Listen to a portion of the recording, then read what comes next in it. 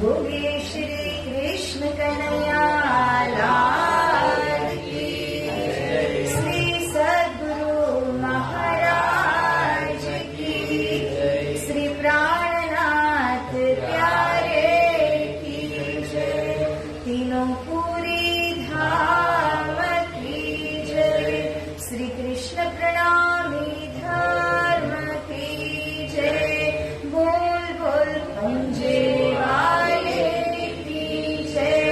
समस्त सुंदर साथ की जय। प्यारे सुंदर साथ जी, सभी अपनी आंखें बंद करके सर्वप्रथम 5 बार निज नाम महामंत्र का जाप करेंगे। बोलिए श्री प्राणनाथ प्यारे की जय।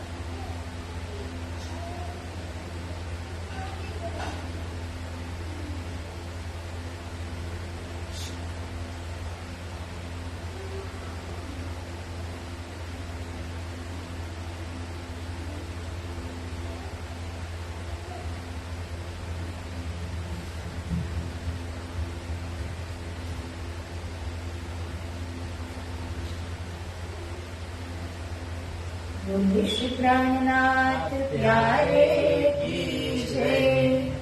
आइए सुंदर साथी, हम सभी मिलकर के वंदना का गान करेंगे।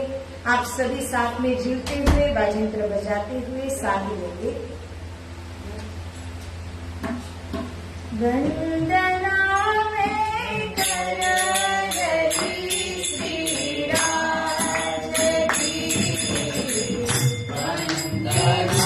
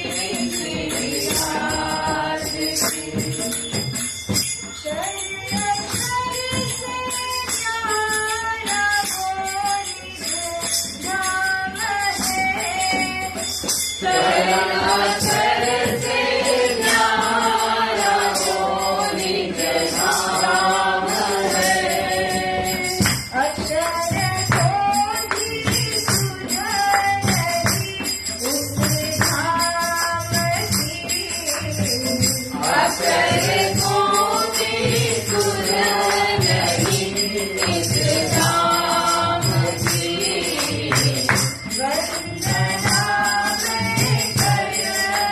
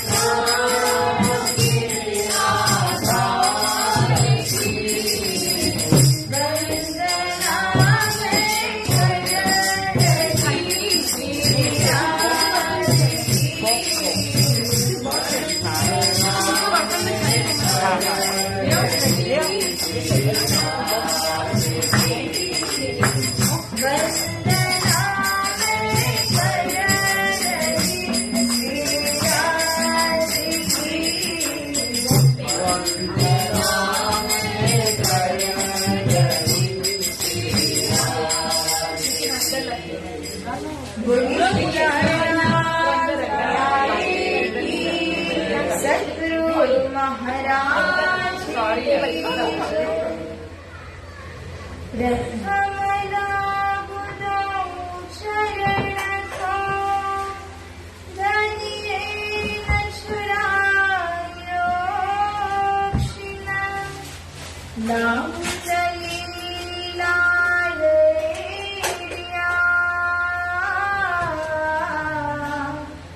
मेरे जीव के जीवन मेरे जीव के जीवन इन पाँव तले पड़ी रहो धनी नजर खोलो पलना वालो निरखो नेत्रे मेरे जीव के जीवन मेरे जीव के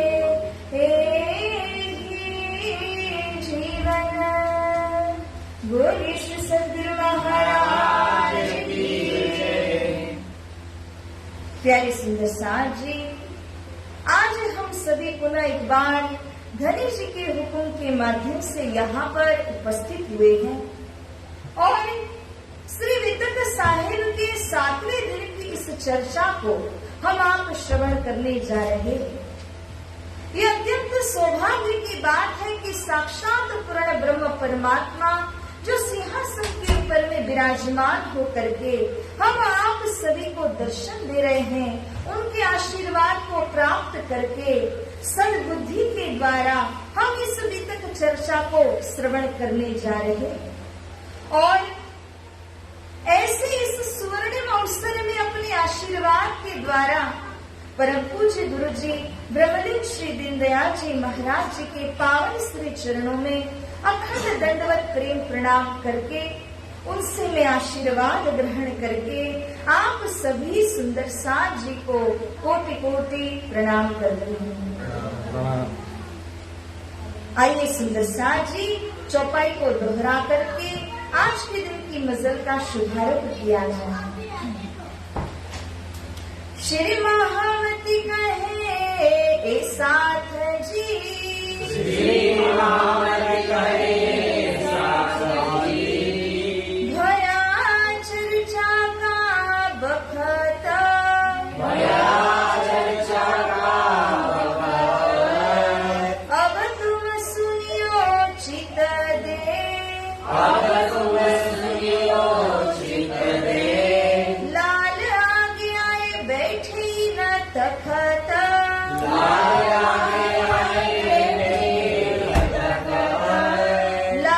आगे आए बैठे न तखत,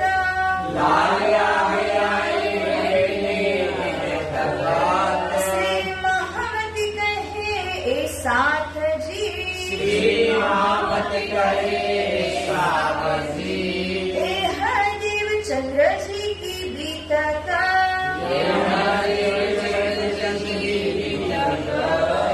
आगे खोज करेंगे, आगे खोज करेंगे, सोई बातें बुझरता, सोई बातें बुझरता, सोई बातें बुझरता, सोई बातें बुझरता, बोली श्री प्राणनाथ प्यारे की जय, धाम के धनी की जय। सुंदर सार जी छठे दिन यानी कि कल की वितक के दरमियान सार रूप में हम लोगों ने यह श्रवण किया कि कैसे श्री देवचंद्र जी का प्राकट्य जो कि उमरकोट गांव मारवाड़ देश के अंदर में हुआ और तब से लेकर 5 वर्ष की उम्र से ही उनका दिल कैसे व्यथित था कई सारे प्रश्नों को लेकर के, और उसके पश्चात जब वो 11 वर्ष के होते हैं तो ये सारे प्रश्न उनके दिल के अंदर और भी गहराई से उतर चुके थे। उनका प्रश्नों का उत्तर पाने के लिए धनी देवचंद्र जी कितनी मेहनत और कितना प्रयास कर रहे थे। तब उनके मन में यह बात आती है कि मुझे अब गुरु करने हैं। तो गुरु के बिना ज्ञान नहीं होता, गुरु के बिना भेद प्राप्त नहीं होते हैं। तो गुरु करने की जिज्ञासा को दिल में लेकर के वो कच्छ देश की ओर प्रयाण करते हैं। मार्ग में क्या हुआ, रास्ता भूल गए, बरात से उनको दूर हो गए और रास्ता नहीं मिल रहा था, पेट में दर्द उठा था। उस समय कौन आए थे? श्री राजी महाराज जी स्वयं सिपाही का वेश धारण करके, जैसे कोई अनजान व्यक्ति हो उस प्रकार से धनी देवचंद्र जी के पास में आते हैं, उनका मार्गदर्शन भी करते हैं, साथ साथ उनको रास्ता भी पार करवाते हैं। और जिस बारात से वो अलग हो चुके थे उस बारात के साथ में उनको मिलवा देते हैं। सुंदर सार जी, यह एक बहुत सुंदर बात कही गई है कि श्री राजी महाराज के इस मार्ग के ऊपर में कोई ज्यादा नहीं चल सकते हैं। श्री राजी महाराज जी का मार्ग कैसा मार्ग है कि उसके ऊपर सब कोई नहीं चल सकते हैं। Only the chosen few can walk on it. वो ही चुनिंदा आत्माएं जिनको स्वयं श्री राजी महाराज जी ने पसंद किया, वो ही इनके मार्ग के ऊपर में पैर रख सकते हैं। श्री राजी का मार्ग है ना, तो उस मार्ग के ऊपर चरण कौन रखेगा? जिसे श्री राजी ने चुना, जिसे धनी देवचंद्र जी को चुना, कमर में पटुका धारण करवा दिया और उसके बाद उनको रास्ता पार करवा देते हैं। तो सुंदर सार जी जो भी श्री राजी के मार्ग के ऊपर चरण रख करके चलते हैं, श्री राजी महाराज की असीम दया कृपा को वो प्राप्त करते हैं। सब कोई चल नहीं पाते, परंतु जो चलते हैं उनके ऊपर श्री राजी की असीम दया कृपा मेहर हर हमेश बरसती ही रहती है। और इसी कारण से वो लोग मंगलाचरण में चलते हैं। उनका आचरण कैसा हो जाता है? मंगलमय हो जाता है। तो इसी को क्या कहा? मंगलाचरण। वो एक मंगलाचरण का अनुकरण करते हैं।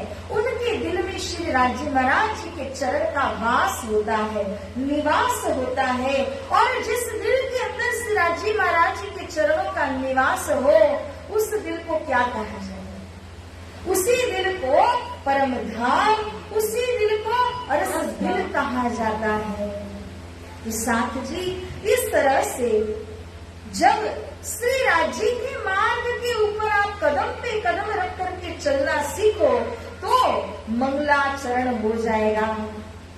अब इसी मंगलाचरण को लेकर के हम आगे की आज की कथा का शुभारंभ करते हैं। सुंदर साथ जी, लगे खोज करने बैठे देहुरी जाए, चर्चा को तब पूछत वे प्रतिमा को ठहराए।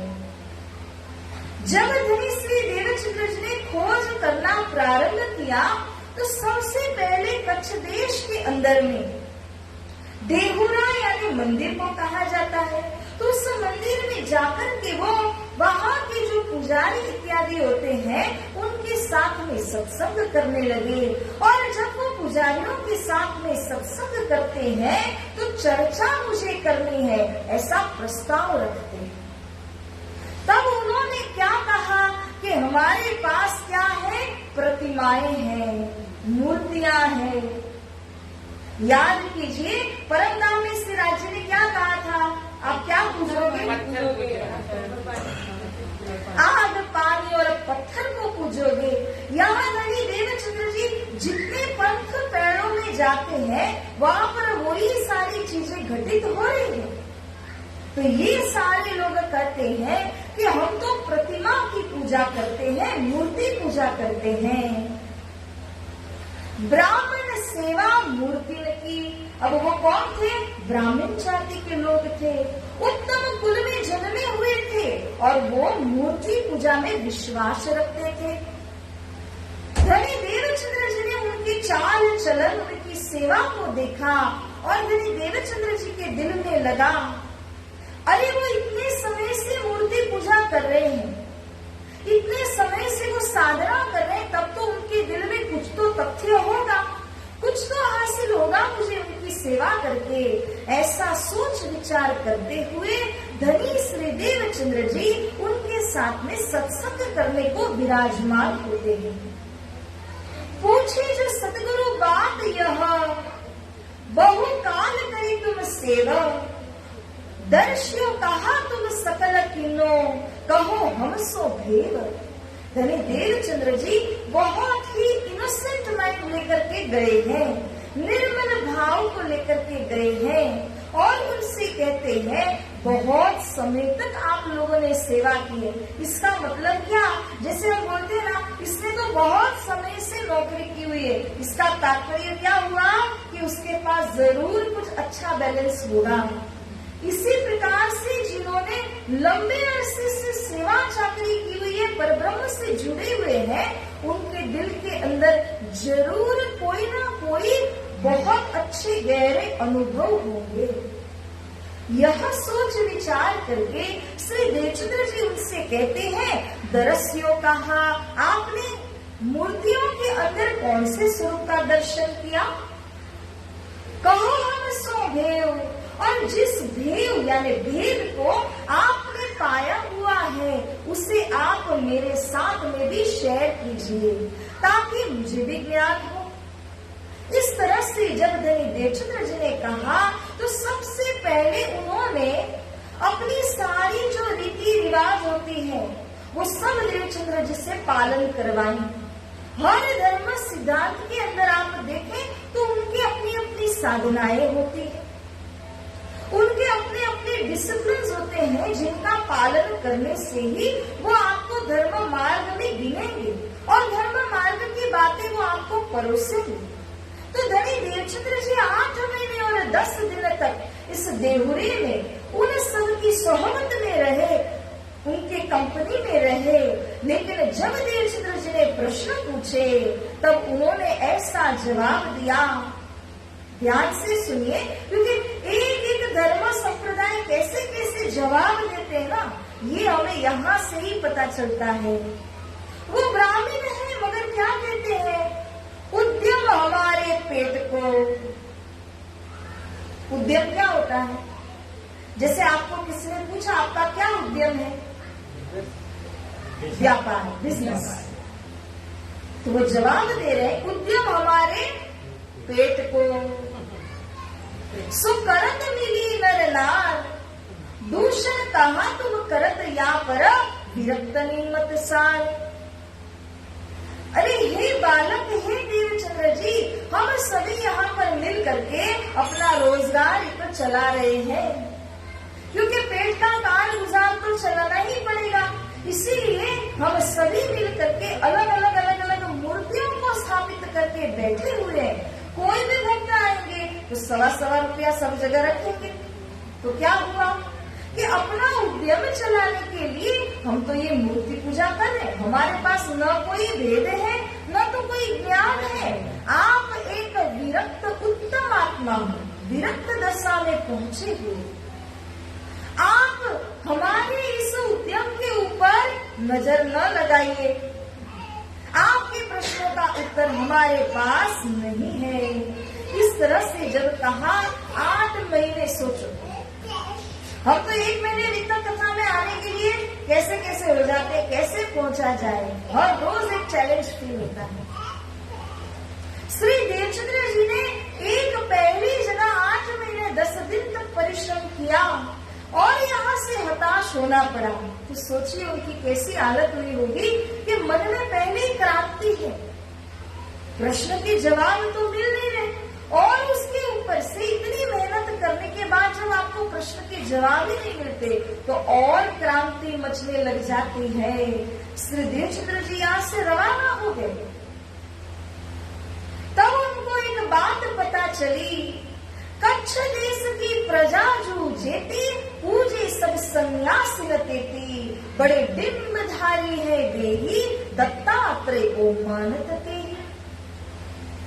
श्री देवचंद्र जी को पता चला कि मैं कच्छ देश में हूँ, सारी प्रजा कच्छ देश की वो यहाँ के एक डिम्बधारी सन्यासी को बड़े ही मानते हैं, बड़ी उनकी पूजा अर्चना की जाती है, बहुत प्रतिष्ठित है।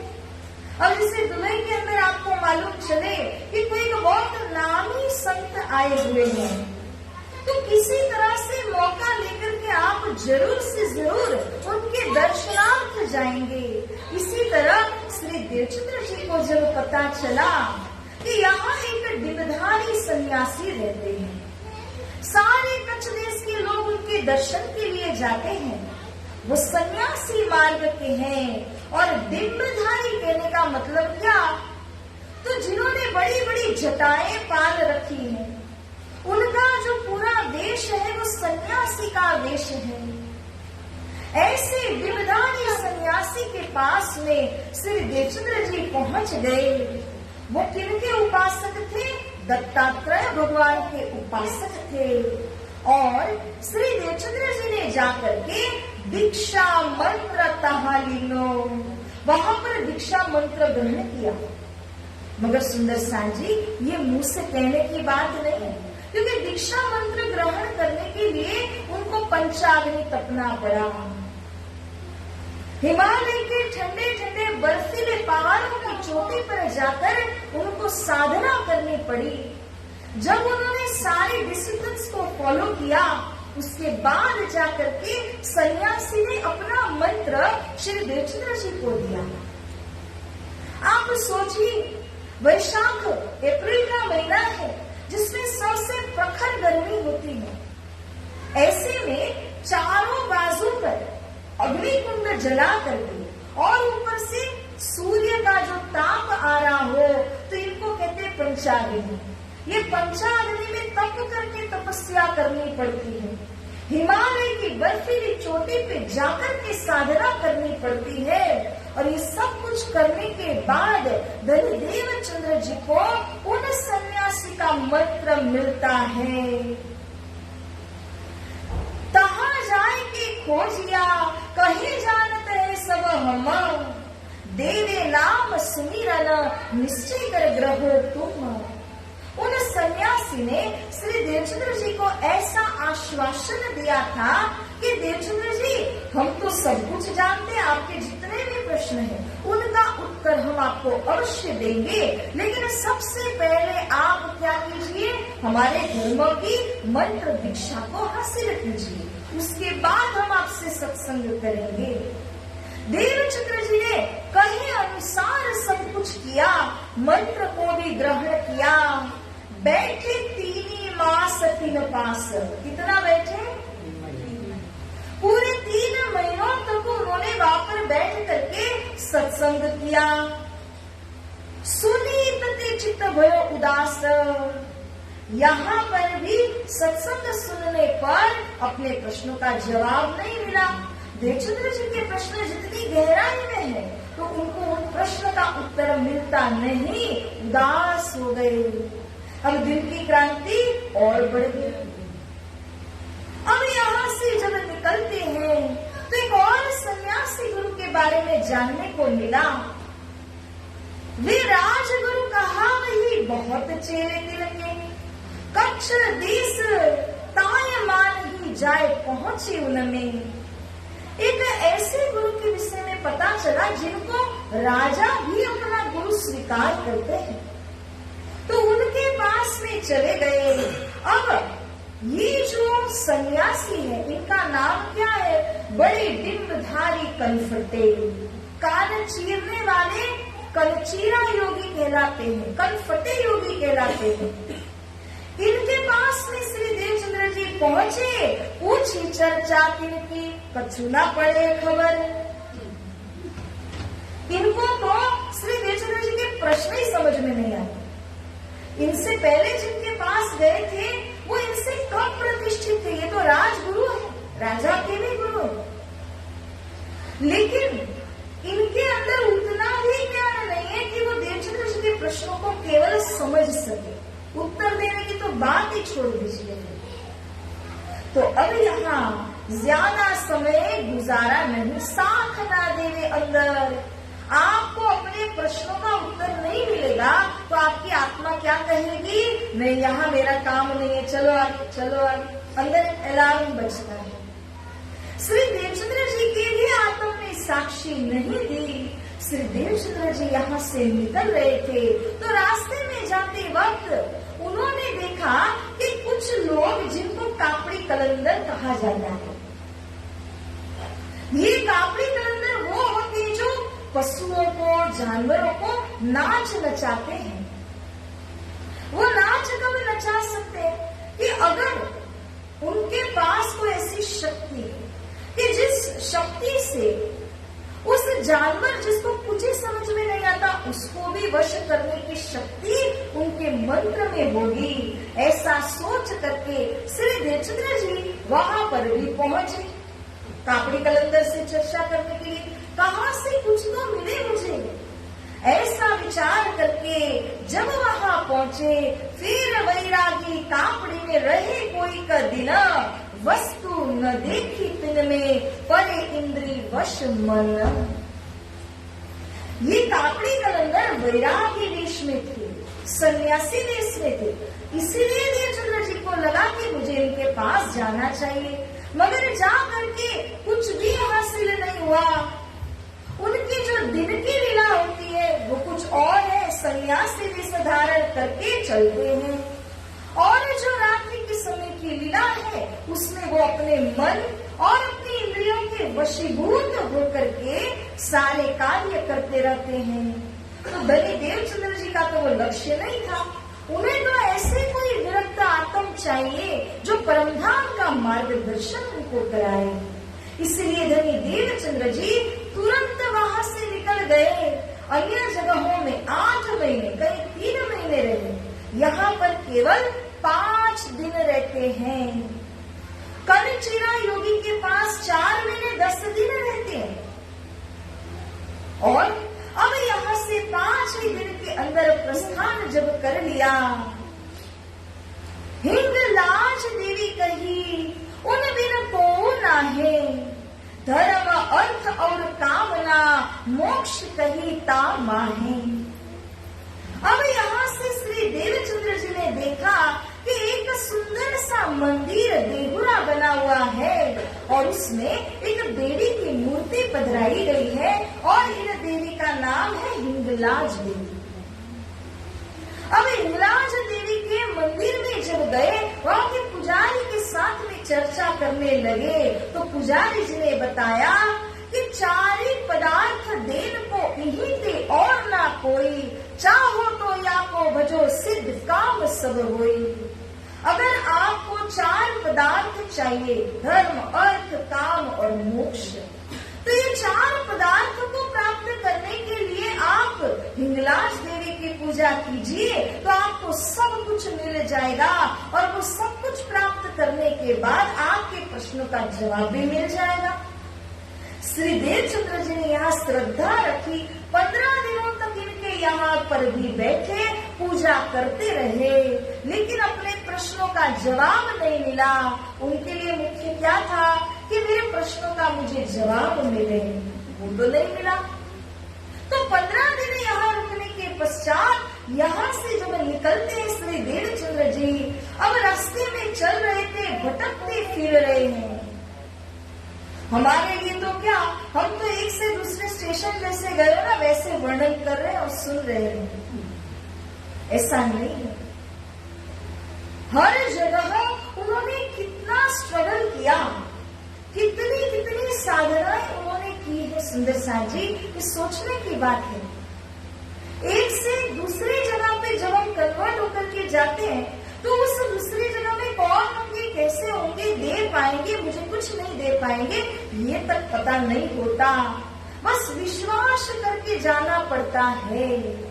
देवचंद्र जी की मानसिक स्थिति भी इसी प्रकार की है कि पता कुछ नहीं है कि कहाँ से क्या मिलेगा, लेकिन बस आगे बढ़ते जा रहे हैं, खोज करते जा रहे हैं। अब सुंदर साथ जी यहाँ से जब रास्ते में से जा रहे थे तो उनको मुसलमानों की जो बांग की आवाज होती है, ला इलाहा इल्लल्लाह मोहम्मदुर रसूलुल्लाह, ये बांग की आवाज उनके कानों में जब पड़ती है तब धनी देवचंद्र जी को लगा ये किनको पुकार रहे। ला इलाहा इल्लल्लाह उन्होंने कहा। धनी देवचंद्र जी की उत्सुकता को देखिए कि जिस समय हिंदू और मुसलमानों के बीच ऐसे कट्टरतावाद में धर्म चलता था, अगर कोई हिंदू वहां मस्जिद में पैर भी रखे तो उसकी खैर नहीं है।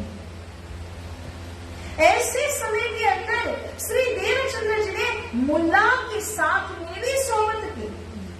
जो मस्जिद में होते हैं उनको क्या कहते हैं? मुल्ला कहते हैं।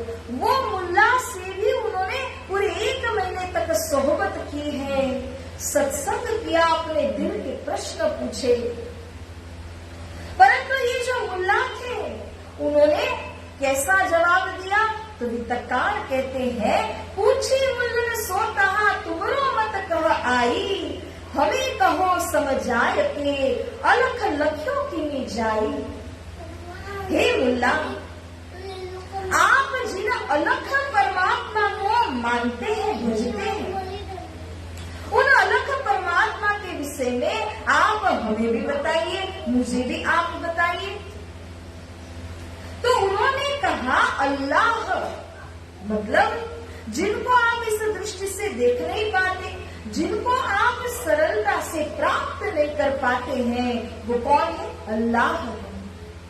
अब वो क्या कहते हैं मुल्ला? एक और तो उन्होंने सत्संग के दरमियान देवचंद्र जी से कहा कि मोहम्मद साहिब स्वयं गए, साक्षात्कार हुआ, 90,000 हरफ खुदा ने कहे, मोहम्मद ने सुने। और उन रसूल मोहम्मद साहिब ने देखा कि खुदा तो जुल्फिकार स्वरूप वाले हैं, उनके बिगड़ाले बाल हैं। पहले सत्संग के दरमियान ऐसी बात कही और उसके बाद में जब देवचंद्र जी अल्लाह के विषय में प्रश्न पूछते हैं तब उनको जवाब इस प्रकार से दिया कि वो तो बेछबी और बेनून है, जिनकी छवि नहीं है उनको क्या कहा? बेछबी। The one who is formless, उनको कहते हैं बेछबी। बेनून यानी जिनका कोई नमूना, उदाहरण आप नहीं दे सकते हैं, ऐसे अगम्य है। अगर वो बेछबी ही है, अगर आप उनको निराकार ही कहते हैं तो फिर उन्होंने बात कैसे की? उन्होंने 90,000 हर्फ कैसे सुनाए? उनके घुंघराले बाल रसूल साहिब को कैसे दिखाई दिए? कैसे रसूल साहिब ने कहा कि खुदा की अमृत सूरत है, यानी किशोर अवस्था वाला स्वरूप है? तो दोनों बातें जो रसूल साहिब ने कही और मुल्ला जी ने बताई वो आपस में विरोधाभास वाली थी, कॉन्ट्रडिक्टरी बातें थी। इसीलिए श्री देवचंद्र जी ने महीने भर यह सत्संग किया मगर फिर भी आत्म शांति नहीं मिलती है। अब क्या करूं, कहाँ जाऊं? उस समय श्री देवचंद्र जी को लगा कि सारे लोग मैं जहाँ जहाँ पर भी जाता हूँ, जो जो भी सत्संग करता हूँ, वो सब कोई एक ही बात कहते हैं कि हमारे धर्म संप्रदाय की बातें वेदों में कही हुई, तो क्यों न मैं वेद का अध्ययन करूं? क्योंकि सब कोई वेद का ही एविडेंस दे रहे, वेद की ही साक्षी दे रहे, तो क्यों न मैं वेद अध्ययन करूं? ऐसा सोच करके श्री देवचंद्र जी अब वेद भवन में चले गए और वेद भवन में जा करके स्वयं देवचंद्र जी कौन थे? कायस्थ ब्राह्मण ही तो थे। और उन्होंने वहां पर अध्ययन करने वाले जो ब्राह्मण होते उनका वेश धारण किया। जिस तरह से सिर का मुंडन करना पड़ता है, एक विद्यार्थी बनकर के वेदों का अध्ययन जिस प्रकार से करना पड़ता है, तो वो धनी देवचंद्र जी ने निरंतर 2 वर्षों तक किया। जब वेदों का अध्ययन वो करते हैं साथ जी, तो वहां पर 2 साल व्यतीत होने पर उनको एक बात समझ में आती है कि हर वेद का एक महावाक्य है। ये जो महावाक्य वो कैसा होगा? जैसे कि हमारी वाणी है, तो वाणी का महावाक्य क्या है? वो मूल मंत्र, तारतम मंत्र, निजनाम मंत्र।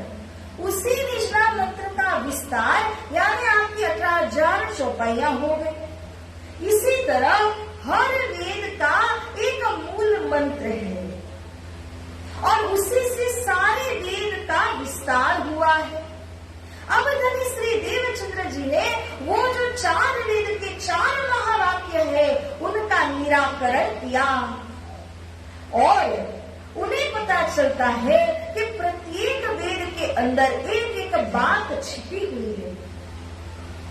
सबसे पहला ऋग्वेद हुआ था और उस ऋग्वेद के अंदर जब देवचंद्र जी ने संपूर्ण अध्ययन किया तब ऋग्वेद का सार उनको मिलता है, प्रज्ञानम आनंदम ब्रह्म। प्रज्ञानम यानी कि ज्ञान की पराकाष्ठा में जब आप पहुंचते हैं उसके बाद आपको आनंद की अनुभूति होती है। वो ब्लिस, वो परम धाम का आनंद आपको अनुभव होता है और जब उस आनंद की अनुभूति करते हो वो ही आनंद ब्रह्म है। ब्रह्म की परिभाषा क्या है? ज्ञान से उत्पन्न आनंद ही ब्रह्म है। लेकिन साथ जी देवचंद्र जी के अंदर कौन सी बुद्धि विराजमान थी?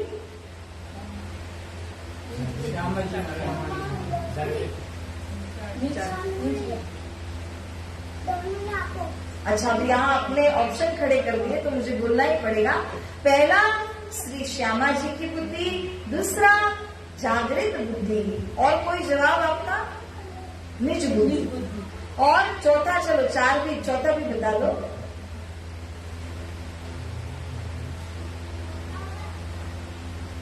श्री देवचंद्र जी के अंदर में कौन सी बुद्धि का प्रवेश था?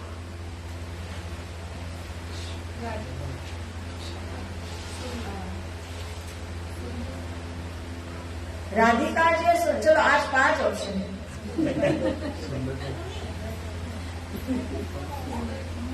सुंदरसा जी हम बोलते हैं ना, सो बुद्ध जी बुद्ध जागृत ले प्रगटे पूरी नौतन। तो धनी देवचंद्र जी के अंदर किनकी बुद्धि विराजमान थी? जागृत बुद्धि। परंतु वो जागृत बुद्धि किसकी है? अक्षर, अक्षर ब्रह्म।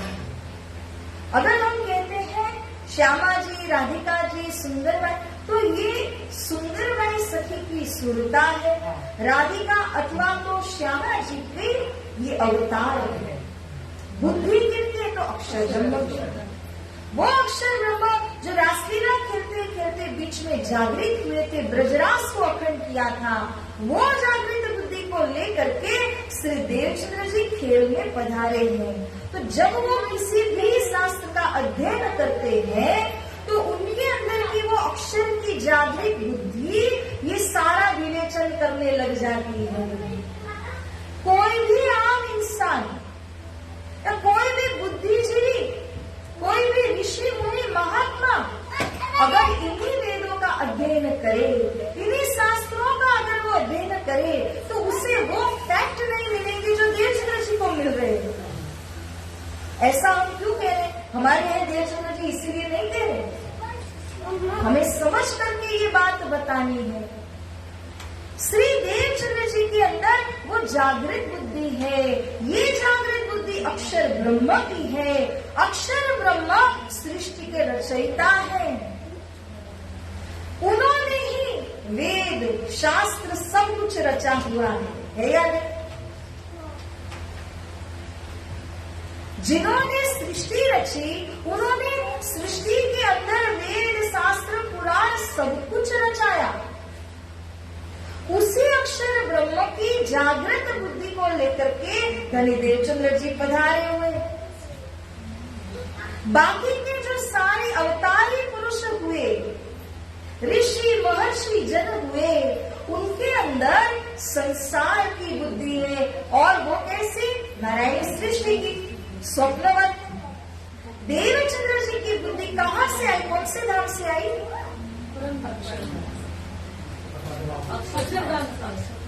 अक्षरधाम। क्यों? अक्षर की जागृत बुद्धि है तो अक्षरधाम से आई हुई है। इसीलिए बाकी सारे एक तरफ और धनी देवचंद्र जी एक तरफ, उनके बराबर विवेचन करने में कोई पहुंचेंगे नहीं। उनके पास अक्षर ब्रह्म की जागृत बुद्धि है और उसी जागृत बुद्धि को लेकर के जब श्री देवचंद्र जी या विवेचन करते हैं प्रत्येक वेदों का और उन वेदों के महावाक्य को निकालते हैं, अब उनकी आत्मा साक्षी नहीं देती। क्यों? क्योंकि ज्ञान से आनंद उत्पन्न नहीं हो सकता और वो आनंद ब्रह्म कैसे हो सकता है? ब्रह्म कभी उत्पन्न तो होगा ही नहीं। इसलिए श्री देवचंद्र जी ने ऋग्वेद का अध्ययन तो किया मगर उस महावाक्य को ग्रहण नहीं करते हैं। अब वो दूसरे वेद के अंदर में जाते हैं जिसको साम वेद करके कहा है। जब साम वेद का अध्ययन किया तो उसके अंदर से महावाक्य मिलता है तत्त्वमसि, तत्तम असि।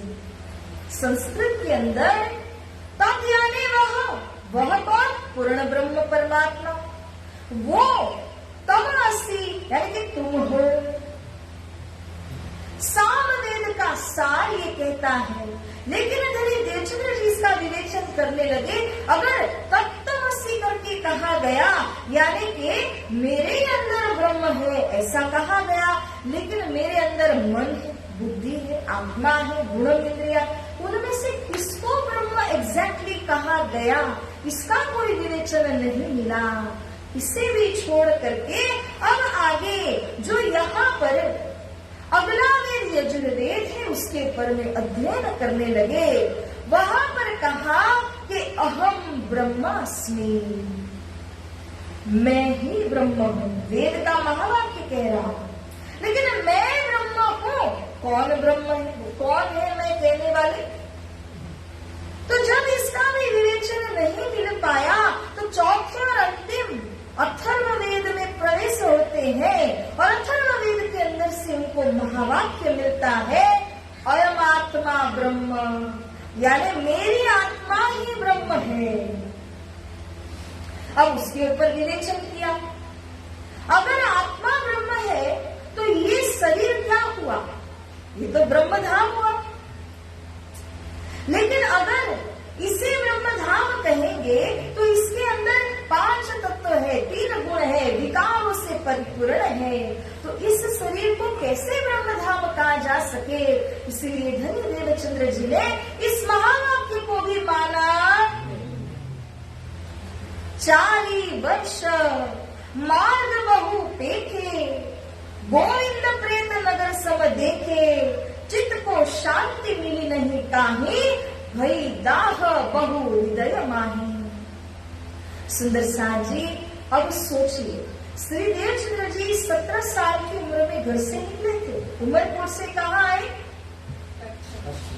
कच्छ देश में आए और कच्छ देश में ये जहाँ जहाँ पर भी घूमे हैं, रहे हैं, सब कुछ मिला करके देखे तो 4 वर्ष हुए।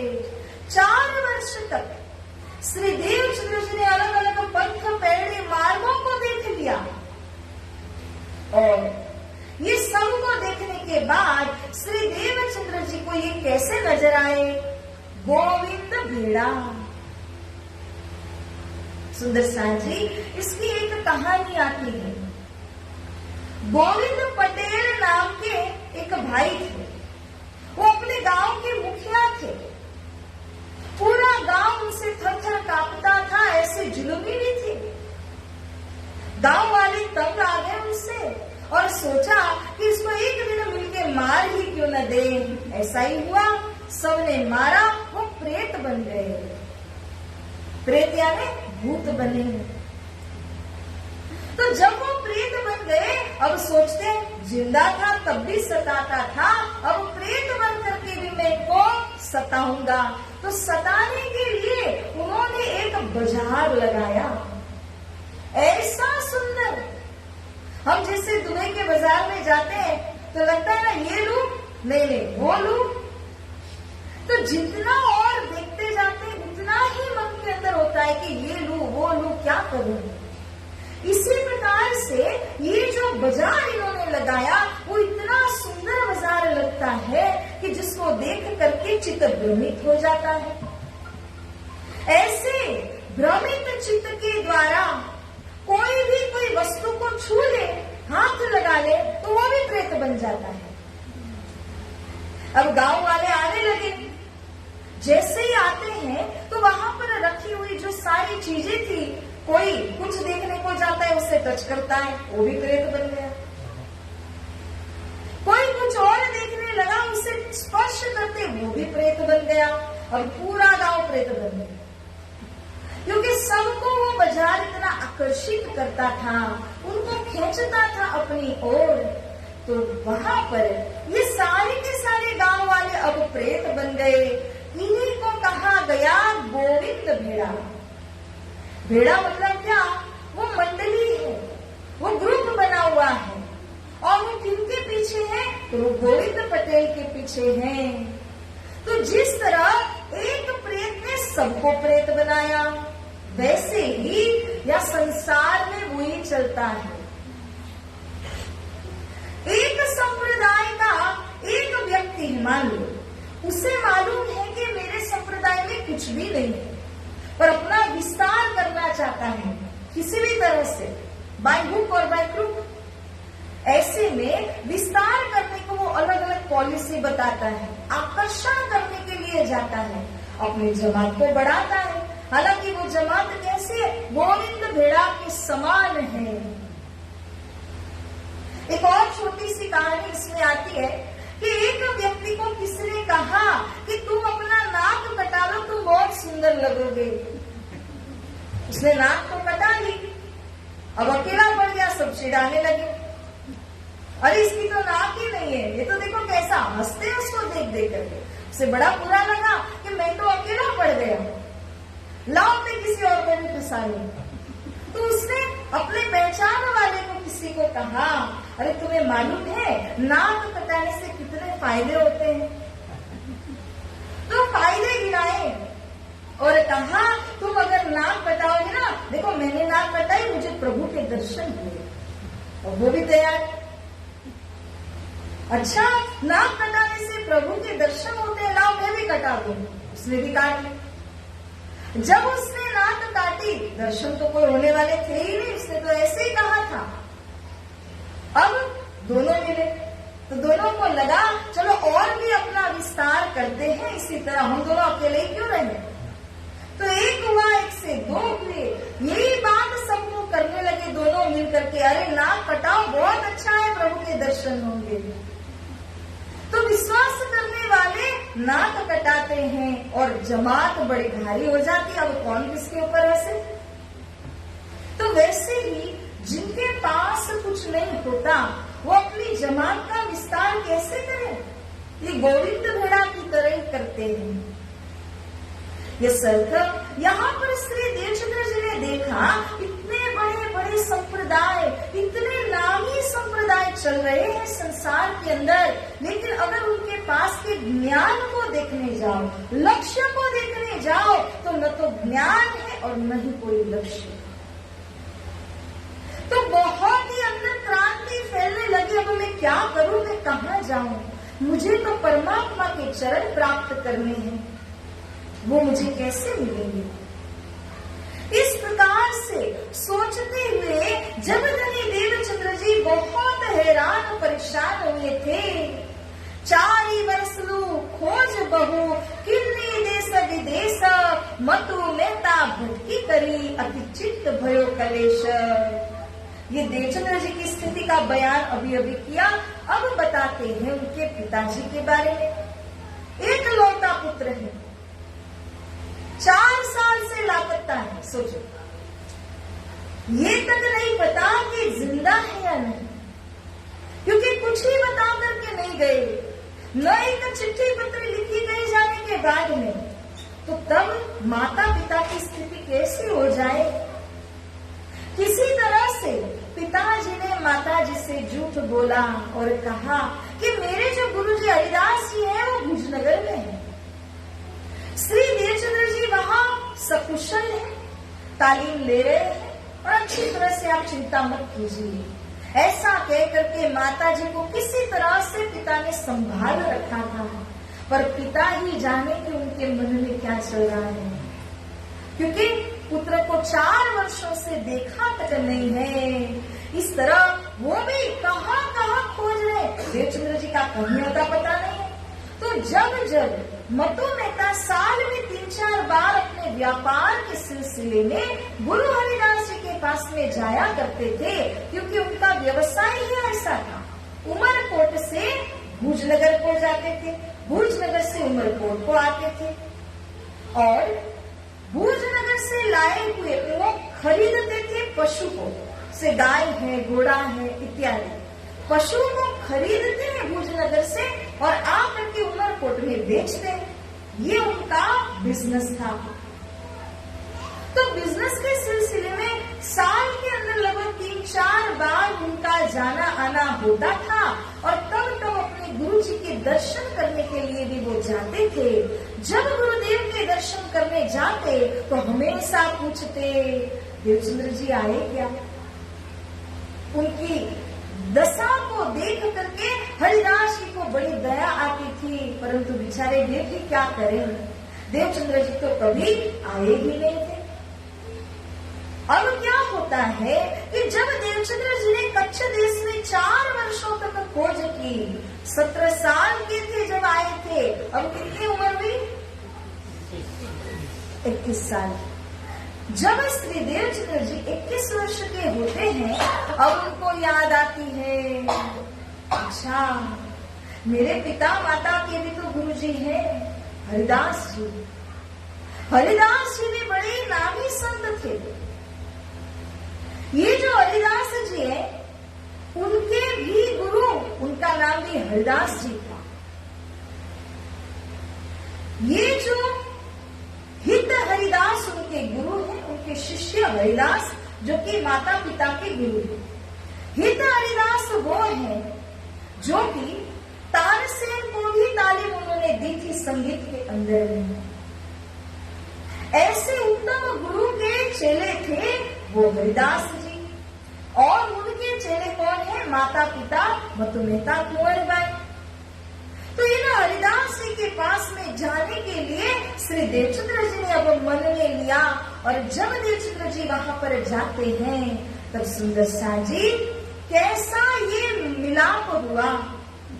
इस मिलाप के विषय में यहाँ पर कहते हैं वितकार गिरा गदगद कुशल पूछते। शिष्य गुरु के पास जाएंगे तो कौन किसके चरणों में गिरेंगे? शिष्य गुरु चरणों में गिरते हैं। यहाँ पर तो ऐसा हुआ कि हरिदास जी देवचंद्र जी को देख करके ऐसे आश्चर्य में पड़ गए, इतना आनंद हुआ उनके दिल के अंदर में कि यहाँ हरिदास जी स्वयं श्री देवचंद्र जी के पास में गदगद होकर के पहुँचते हैं। दिल खुशखुशाल हो जाता है कि जिनको माता पिता खोज रहे वो जिंदा तो है, मिले तो सही। पहले तो जब देखा तो ऐसा मिलाप हुआ, उभय चातक स्वाति जल है मगन चंद्र चकोर। चातक पक्षी होता है ना, उसकी एक विशेष बात है, वो क्या पीता है? बारिश का पानी, पहली बारिश का, और उस बारिश की एक बूंद के लिए वो कई महीनों पहले से मुंह खोल करके तैयारी में रहता है, कब बारिश होगी। वो पहली बूंद के इंतजार में, उसे कितनी इंतजारी होगी। उसी इंतजारी से हरिदास जी श्री देवचंद्र जी की इंतजार कर रहे थे। और दूसरा उदाहरण दिया है मग्न चंद्र चकोर। जब देवचंद्र जी सामने आए तो जैसे चकोर पक्षी होता है वो चंद्रमा को निहारता ही रहता है, इस प्रकार से हरिदास जी देवचंद्र जी को निहारने लगे। अब ये मेल मिलाप जब होता है तब श्री देवचंद्र जी से प्रश्न पूछते हैं, हरिदास जी आपने माता पिता को बताया आप कहाँ है? माफ करना गुरुजी, याद ही नहीं आया कि मेरे माता पिता भी है, मेरा घर भी है, घर छोड़ के आया हूँ, करना है, इसलिए मुझे बिल्कुल भी याद नहीं आई। सतगुरु कहा उत्तर दियो बड़ी चूक की बात, बिना कहे पीतू मात को आयो संग बरात। मुझसे बहुत भारी गलती हुई गुरुजी कि मैंने माता पिता से कुछ भी नहीं कहा है। बारात आ रही थी, मुझे पता था कि माता पिता उनके साथ आने को मुझे नहीं देंगे, इसलिए बिना कुछ कहे बिना कुछ आज्ञा लिए मैं तो घर से चल दिया और आने के बाद तो मैं बिल्कुल भूल गया। हरिदास जी कहते हैं, जान हार उनको लखो लिखी पठाओ कुशलात। देवचंद्र जी, आपने क्या किया आपको पता है? 4 साल से आपके माता पिता तड़प रहे बिन पानी के मछली की तरह आपके बिना, और आपने एक पत्र तक नहीं लिखा। सबसे पहला काम कीजिए कि पत्र लिखिए, जो मरकोट जाने वाले हों उनके हाथों से संदेश भेजिए कि आप यहाँ आ पहुंचे हैं, तब मैं आपको पीने का पानी दूंगा। उसके पहले पानी नहीं मिलेगा, पहले पत्र लिखिए। श्री देवचंद्र जी ने कहे अनुसार गुरु की आज्ञा का पालन किया और अब श्री देवचंद्र जी उनकी सेवा को देखने लगे। हरिदास जी सेवा में बड़े माहिर थे। वित्तकार श्री लालदास जी महाराज कहते हैं, वे थे राधा वल्लभी सेवत कारज आतम, सेवा बाकी बिहारी जी की करे सखी भाव धर्म। आज तक देवचंद्र जी जहाँ जहाँ गए तो पेट के पुजारी मिले, उदर निमित्त कारणम वो पूजा करते थे। लेकिन यहाँ पहली बार देवचंद्र जी ने किसी ऐसे गुरु को, किसी ऐसे साधु को देखा जो अपने पेट के लिए पूजा नहीं कर रहे हैं, वो किसके लिए कर रहे हैं? सखी भाव से समर्पित होकर के वो अपने इष्ट की सेवा करते हैं। ये कौन से संप्रदाय के थे हरिदास जी? जिसे निजानंद संप्रदाय के। इसी तरह राधा वल्लभी नाम के संप्रदाय के हरिदास जी थे और किसके लिए सेवा करते थे? सेवत कारज आत्म, आत्म उद्धार के लिए, पेट के कारण पूजा नहीं करते थे। किनकी सेवा करते थे? बांके बिहारी जी की सेवा करते थे, बाल मुकुंद जी की सेवा करते थे। बाल मुकुंद जी कहने पर ब्रज के स्वरूप बाल कृष्ण, बांके बिहारी जी कहने पर रास के स्वरूप किशोरावस्था वाले स्वरूप। सखी बन करके सखी के भाव से वो रात दिन सेवा करते थे। एक पुरुष होकर के वो सखी का भाव लाना सबसे पहली कठिनता की बात है, क्योंकि जो बहनें हैं, माताएं, स्त्री हैं, उनके अंदर स्वतः वो भाव होता है, नेचुरल गिफ्ट है। पुरुषों में वो नहीं है। लेकिन पुरुष होने के बाद भी अगर कोई सखी का भाव ला सकता है तो वो यहाँ हरिदास जी ने, श्री देवचंद्र जी ने देखा कि वो किस प्रकार से उनके अंदर अपने धनी का भाव लेते हैं, स्वयं सखी का भाव लेकर के सेवा करते हैं। और सेवा भी कैसी है? तो ऋतुओं के अनुसार सेवा कर रहे हैं। जैसे गर्मी की ऋतु आई तो आप उनको वुलन क्लोथ्स नहीं पहना सकते, उसके लिए बारीक मुलायम मलमल के वस्त्र होने चाहिए जो उनको गर्मी के अंदर बिल्कुल परेशान न करे। इसी तरह जाड़े की ऋतु यानी विंटर सीजन जब आती है तब कैसे वस्त्र चाहिए? बिल्कुल जो थिक हो और जिनके अंदर गर्मी महसूस हो, ऐसे वस्त्र, ऐसी वस्तुएं चाहिए। तो हरिदास जी कैसे थे? ऋतु जो भी आने वाली हो उसकी पूर्व तैयारी कर लेते थे और पहले से सारी चीजें, बर्तन, अलंकार, वस्त्र, जो जिस तरह से होना चाहिए वो सब उसी तरह से वो तैयार करके रख लेते थे। अब इस प्रकार से देवचंद्र जी ने उनकी सेवा को देखा। सेवा में इतनी शुद्धता है। मान लीजिए कि कभी कभार शारीरिक दुख कष्ट होने की वजह से, जैसे किसी को डायरिया हो गया, जुलाब आदि हो जाते हैं तो बार बार स्नान करने की आवश्यकता होती है, क्योंकि अपवित्र शरीर के द्वारा प्रभु सेवा कभी नहीं की जा सकती है। तो शरीर का शुद्धिकरण वो बहुत मायने रखता है, और इसीलिए ये जो हरिदास जी थे वो बार बार अपने शरीर का शुद्धिकरण करने के लिए सारे उपाय किया करते थे। ऐसा उनकी जो ये सेवा देखते हैं श्री देवचंद्र जी, तब देवचंद्र जी के मन में एक बात आई, ध्यान से सुनना क्योंकि इसके बाद एक प्रश्न आने वाला है। इन ठिकाने आए के आत्म पायो करार, यह सचवटी देख के लगे करने विचार, इनकी मैं सेवा करूं। सेवा करने का मन में लिया। क्यों मन में लिया?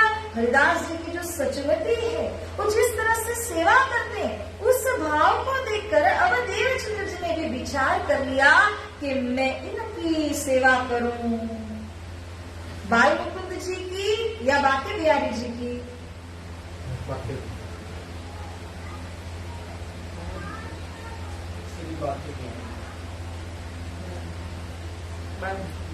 बाल मुकुंद जी,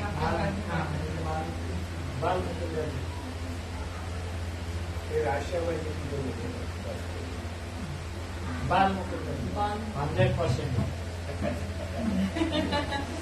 बाल मुकुंद जी। प्राणा प्यारे कीजिए। चलो एक और मौका दिया। तो बाल मुकुंद जी 100%।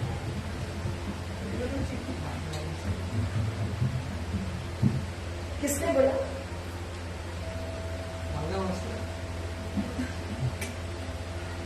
हमारे 4 ऑप्शन तो होने ही वाले हैं।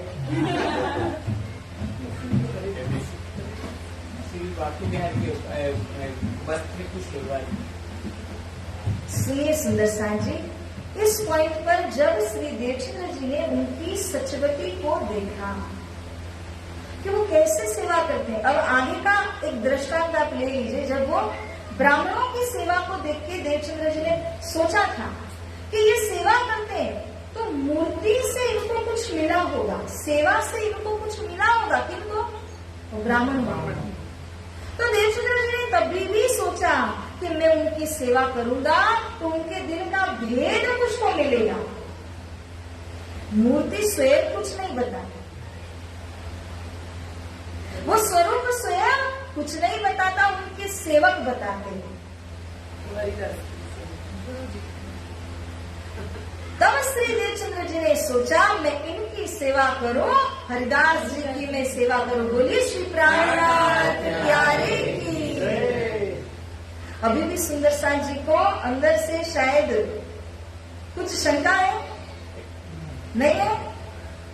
अगर शंका है तो ठीक, और नहीं है तो जोर से जयकारा लगाना।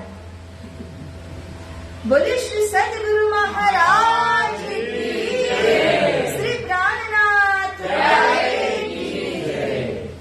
साथ जी आप देखेंगे यह अभी तक साक्षी है कि श्री देवचंद्र जी गुरु सेवा करते हैं,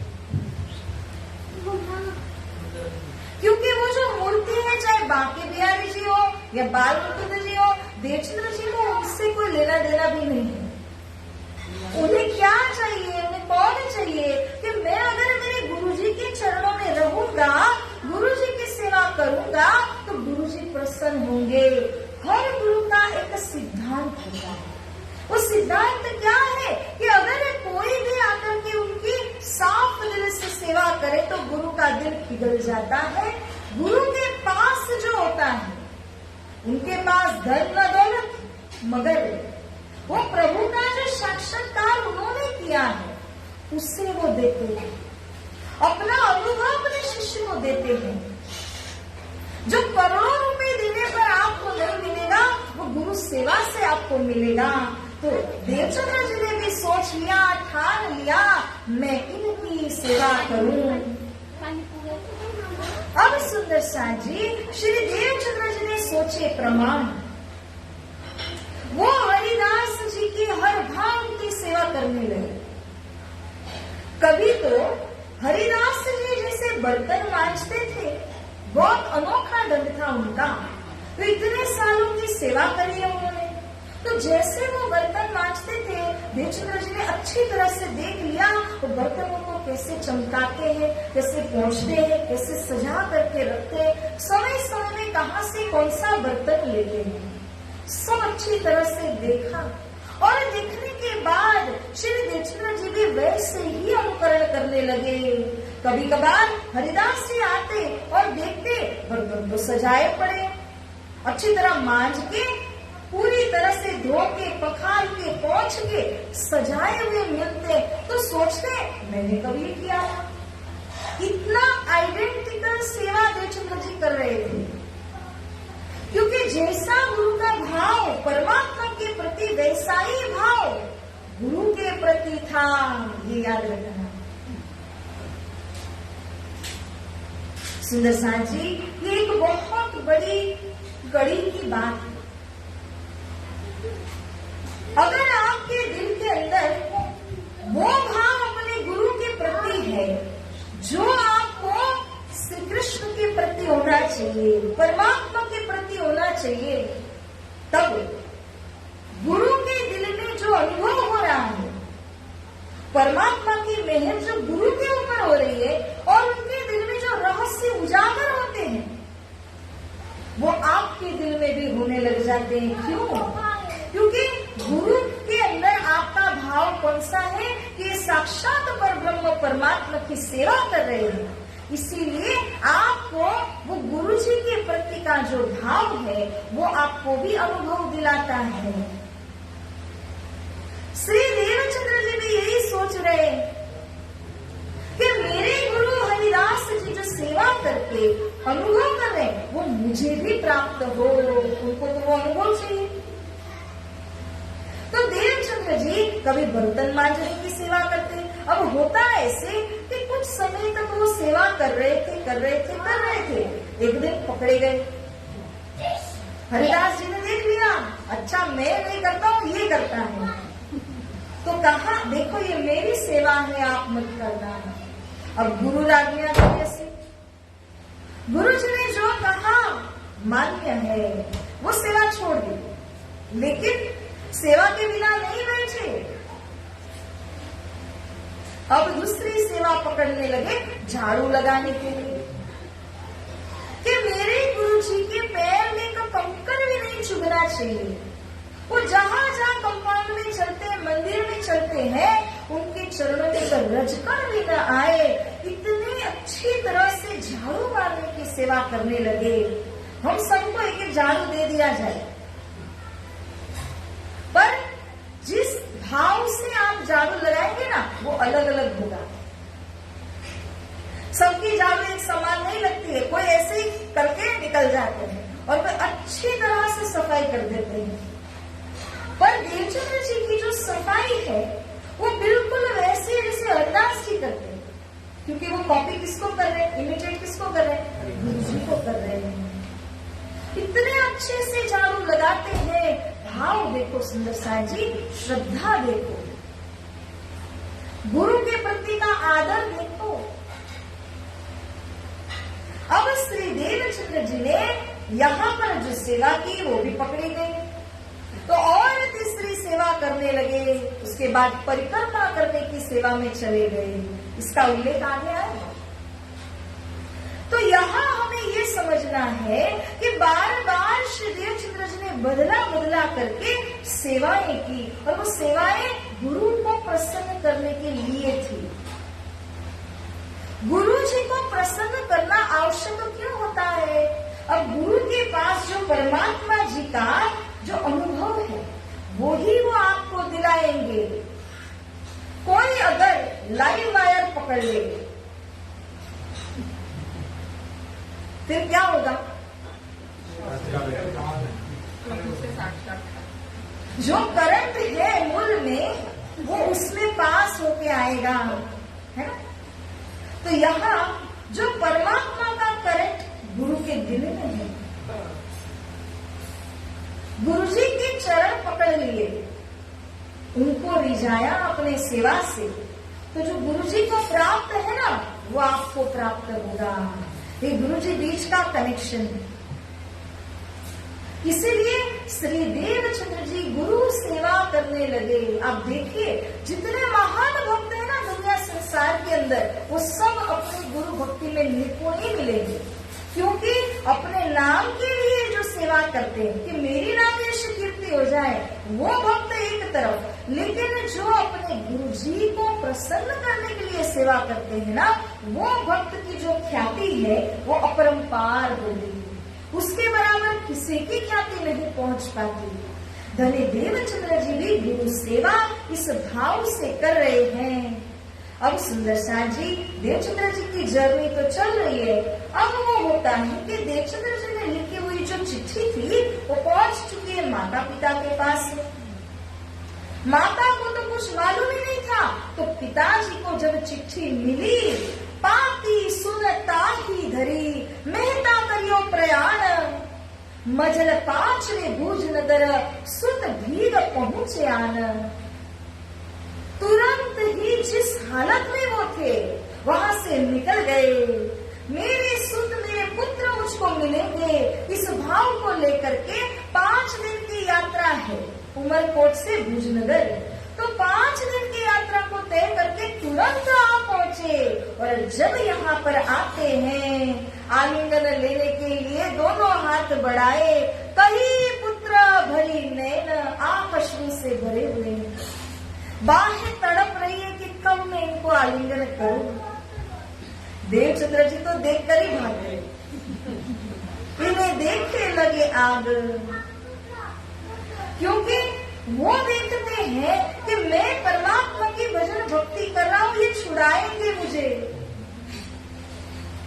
ये विरक्त है और माता पिता संसार में डूबे हुए, इसीलिए बनती नहीं है, पटरी नहीं खाती है। देवचंद्र जी तो देख करके दौड़ के चले गए। श्री देवचंद्र जी माया के क्यों नजीक न जाए, उनको वह गमे नहीं बड़ा दुख पहुंचाए। देवचंद्र जी तो पहले से माया त्यागी, तो माया के नजीक वो जाना नहीं चाहते।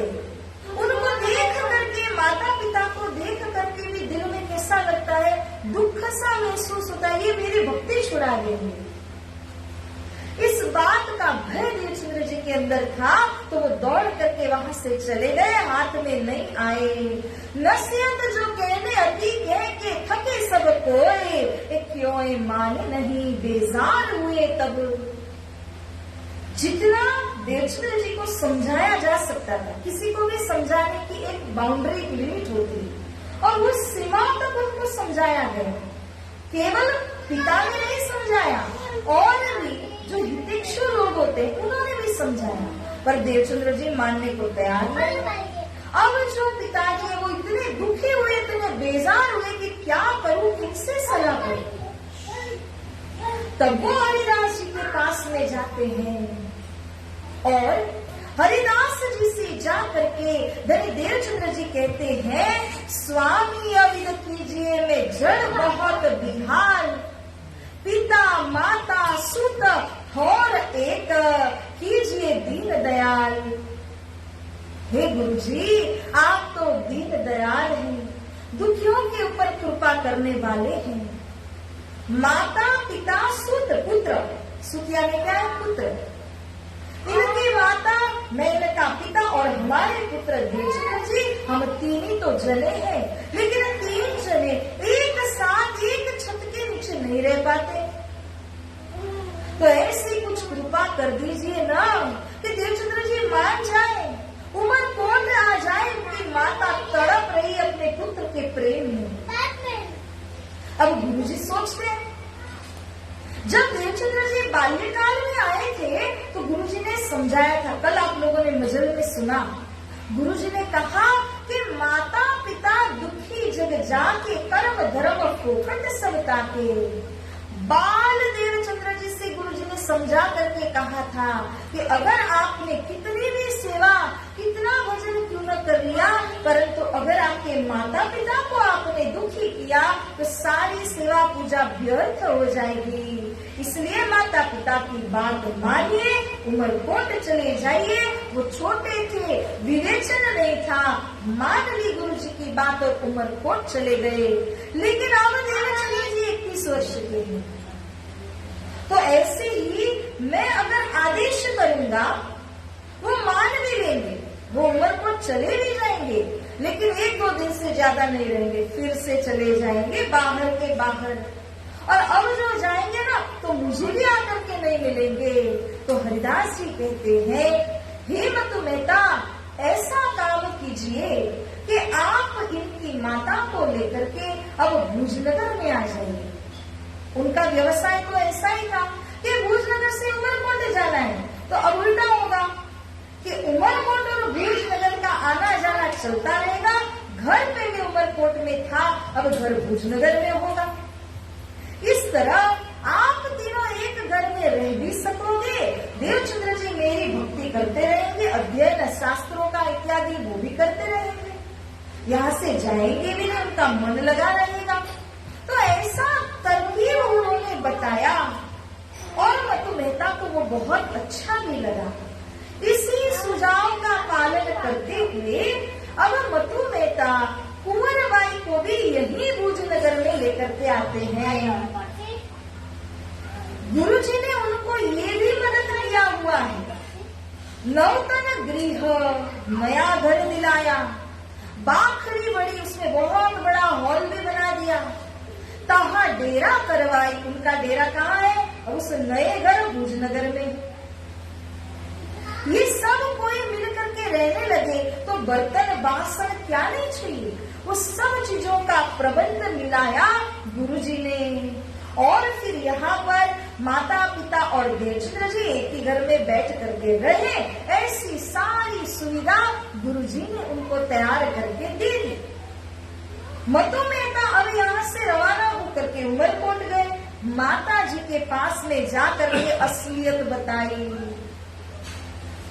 हे कुंवरबाई, आज तक मैंने आपको पर्दे में रखा था, मैंने आपसे कहा था कि देवचंद्र जी हरिदास जी के पास में है और सकुशल, लेकिन वो तो 4 वर्षों से लापता थे। अब जाकर के देवचंद्र जी हरिदास जी के पास में आए हैं।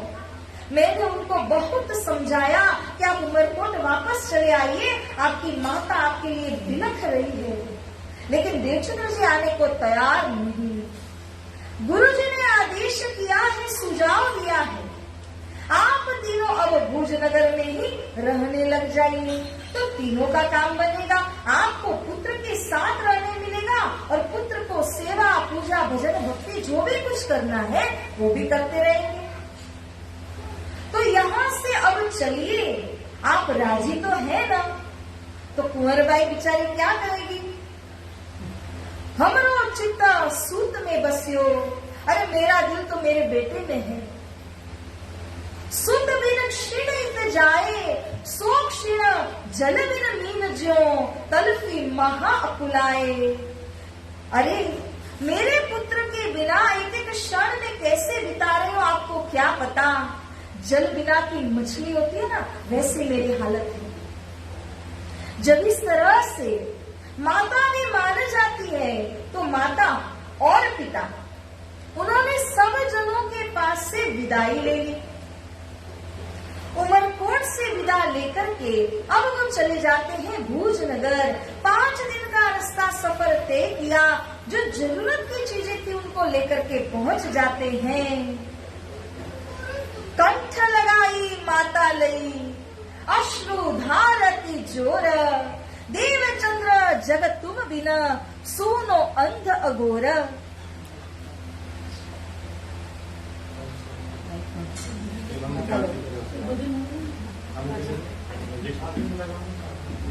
अब यहाँ एक प्रसंग को पूरा करके भजन लेते हैं। जब यहाँ माता ने देवचंद्र जी को देखा तो कंठ लगा लिया।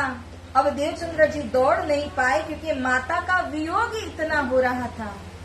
इस तरह से श्री देवचंद्र जी अब माता से आलिंगन करते हैं, माता का प्रेम पाते हैं और अब तीनों जन मिल करके एक ही नए घर भुजनगर में रहने लगे। 16 से 59 से पहुंचे भुज में आई। विक्रम संबत 1659 की साल में अब यहाँ पर आते हैं। कहाँ आए हैं? भुज नगर में आए हैं। तो सुंदर साथ जी अब यहाँ पर एक भजन गाते हैं और उसके बाद आगे की मजल को श्रवण करते हैं। बोलिए श्री प्राणनाथ प्यारे की जय। भजन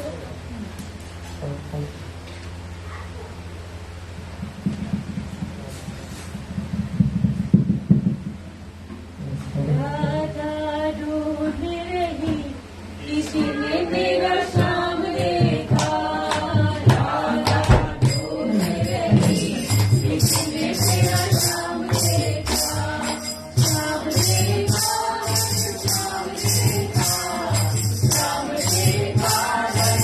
देखा, राधा ढूंढ रही किसी ने मेरा शाम देखा,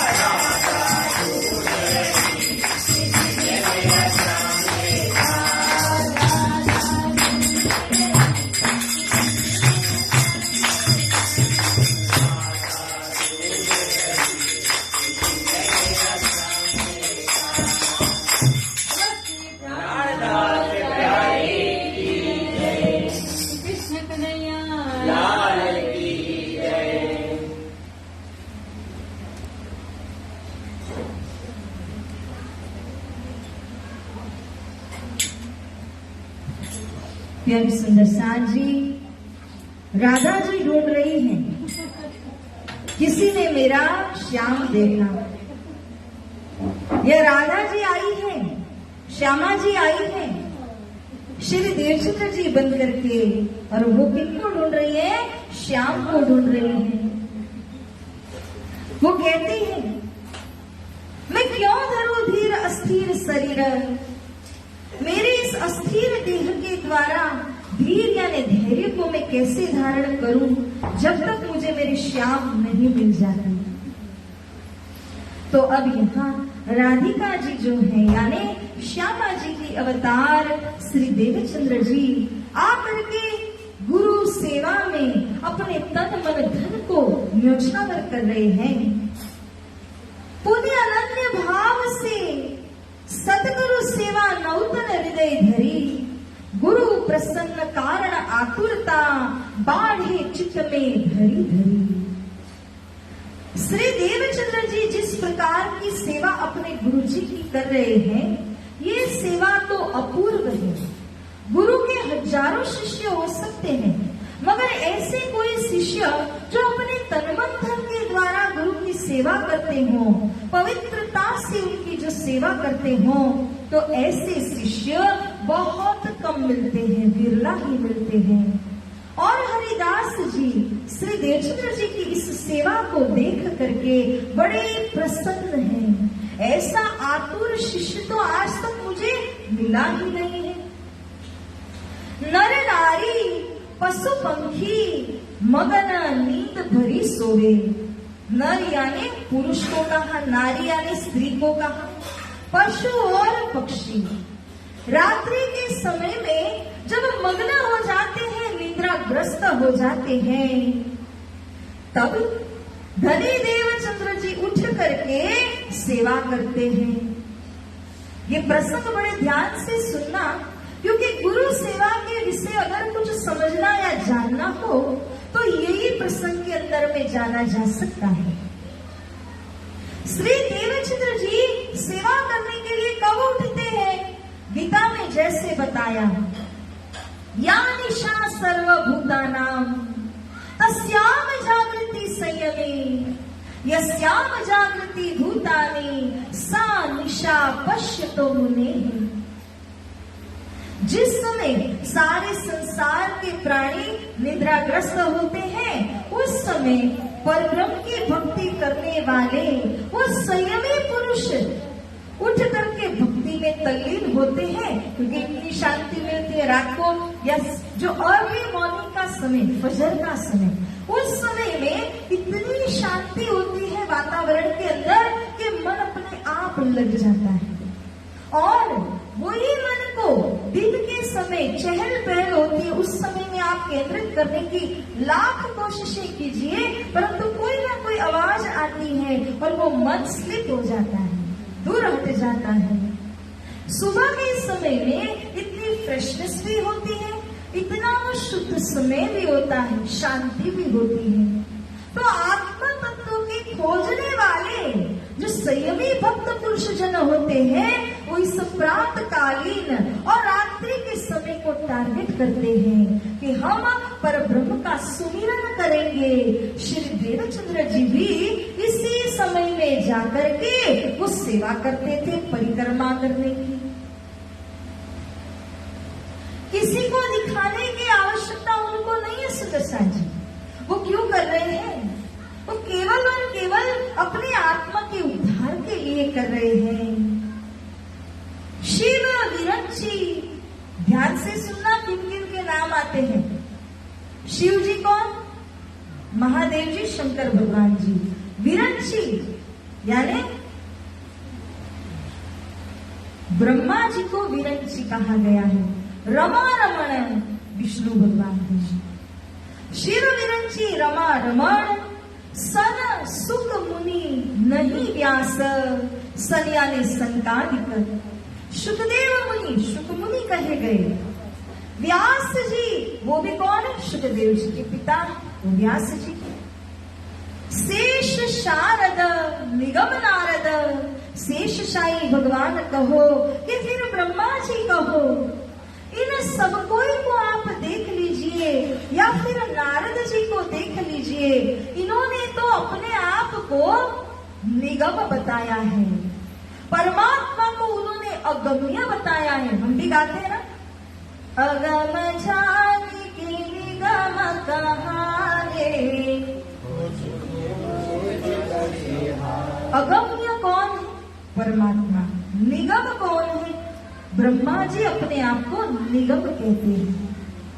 तो सुंदर साथ जी कि इन सारे देवी देवताओं के नाम यहाँ पर कहे गए, इनसे बड़े संसार में कोई देवी देवता अब बचते नहीं। ध्यान से इस चौपाई को सुनिए, इसके सार को लेने की कोशिश कीजिए। शिव विरंची रमा रमण सरस्वत मुनि नहीं व्यास, शेष शारद निगम नारद करही ते ही पद आस। ये सब देवी देवता जिनके नाम आपने सुने, कर ही क्या करते हैं, ते ही पद की आस करते हैं। ते ही वह पद यानी मोक्ष पद को कहा, निर्वाण पद को कहा। संसार के इस आवागमन के चक्कर से छूटने के लिए जो मोक्ष पद होता है, उसकी आकांक्षा करते हैं ये सारे देवी देवता। सुंदर साथ जी, आपको पता है,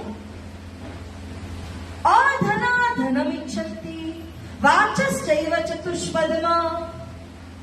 अधना निर्धन गरीब व्यक्ति, उसको क्या चाहिए,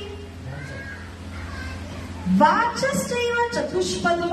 जिनको 4 पैर वाले पशु कहते हैं, उनको वाचा नहीं होती, बेचारे को बुखार आता है, कमर दुखती है, सिर दुखता है, बोल पाएगा, वाचा नहीं है।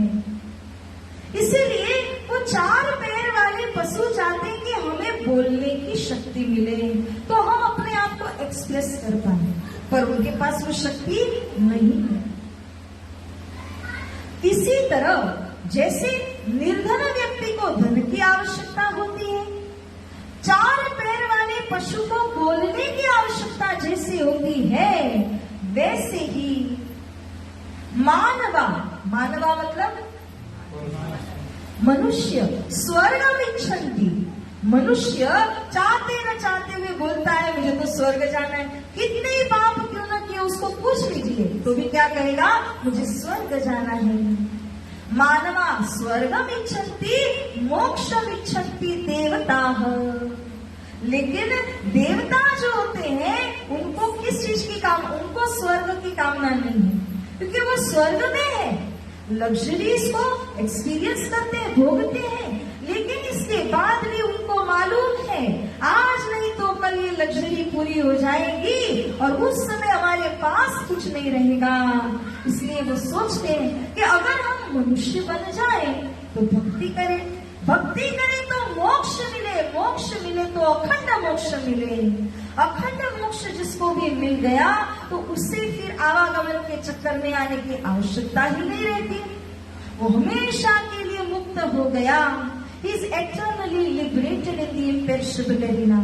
तो इस प्रकार से सोच करके ये जो देवता होते हैं, उनको चाहिए मोक्ष। मनुष्य जो ना समझे, उनको चाहिए स्वर्ग जाना। हम क्या समझने की कोशिश कर रहे हैं, करहिते ही पद आस। कौन से पद की आशा करते हैं, मोक्ष पद की आशा करते हैं। उन्हें चाहिए कि हम जन्म मरण के चक्कर से मुक्ति को प्राप्त करें। तो इस प्रकार से धनी श्री देवचंद्र जी भी उसी पद को पाने के लिए मेहनत कर रहे हैं। गुरु की सेवा करते हुए गुरु को प्रसन्न कर रहे हैं। सप्त मास 21 बरसे, तब देवचंद्र नाम कहाँ पर से। श्री देवचंद्र जी जब हरिदास जी के पास में आए थे ना, तो 21 साल के थे। अब कितने साल के हुए, सप्तमास 21 बरसे, 21 वर्ष और 7 महीने की उनकी उम्र हो चुकी है। और इनकी इस लगातार प्रेम सेवा के द्वारा गुरु हरिदास जी के दिल को उन्होंने इतना प्रसन्न कर लिया है। अब गुरु जी सोचते हैं, ऐसा शिष्य तो पूरे युग में नहीं मिल सकता। ऐसा शिष्य मेरे पास आया है, मेरी इतनी सेवा कर रहा है, और अगर मेरे पास जो चीज है वो मैं मेरे शिष्य को नहीं दूंगा तो मेरे लिए भी परेशानी का सबब बन जाएगा। ये गलत होगा, क्योंकि वो अधिकारी है, वो पात्र है, और पात्र को अगर आप नहीं देते हैं ना तो बहुत गुनाह लगता है। और पात्र को देते हैं तब भी गुनाह लगता है। तो श्री प्राणा जी कहते हैं वाणी के अंदर में, पात्र ओळखीने कीजिए अर्चा। अगर आप देखते हैं कि फलाना आत्मा या सुंदर साध इस ज्ञान को लेने के लिए पात्र है, पात्र होने का मतलब एलिजिबल है, वर्थ है, तो आप उसको ये ज्ञान, ये चर्चा दीजिए, पूरी तरह दीजिए। लेकिन अगर कहीं आपको लगता है एक गुरु होने के नाते कि ये योग्य पात्र नहीं है, तो बिल्कुल उसे मत दीजिए। क्यों? क्योंकि केसरी दूध न रहे रज मात्र, उत्तम कनक बिना जेम पात्र। ये जो ब्रह्मवाणी है, केसरी सिंह का दूध है। जिस तरह केसरी सिंह के दूध की विशेषता होती है कि वो बिना सोने के पात्र, उत्तम सोना कंचन, बिना कंचन के पात्र, वो केसरी सिंह का दूध पात्र में रहता नहीं, समाता नहीं। किसी और पात्र में डाल के देख लीजिए कंचन के अलावा, तो उसमें छेद हो जाएगा, वो सारा दूध जमीन में चला जाएगा, पर वो पात्र उसको थाम नहीं सकेगा। बहुत गहराई की बात है, साथ ही समझने की कोशिश कीजिएगा। ये ब्रह्मवाणी है ना, ये ब्रह्मवाणी, ये अद्वैत वाणी का रस हम आपके ऊपर में बरस रहा है। और अगर शुद्ध चित्त के अंदर आपने इसको नहीं भरा, तो ये रस क्या होगा? गिर जाएगा।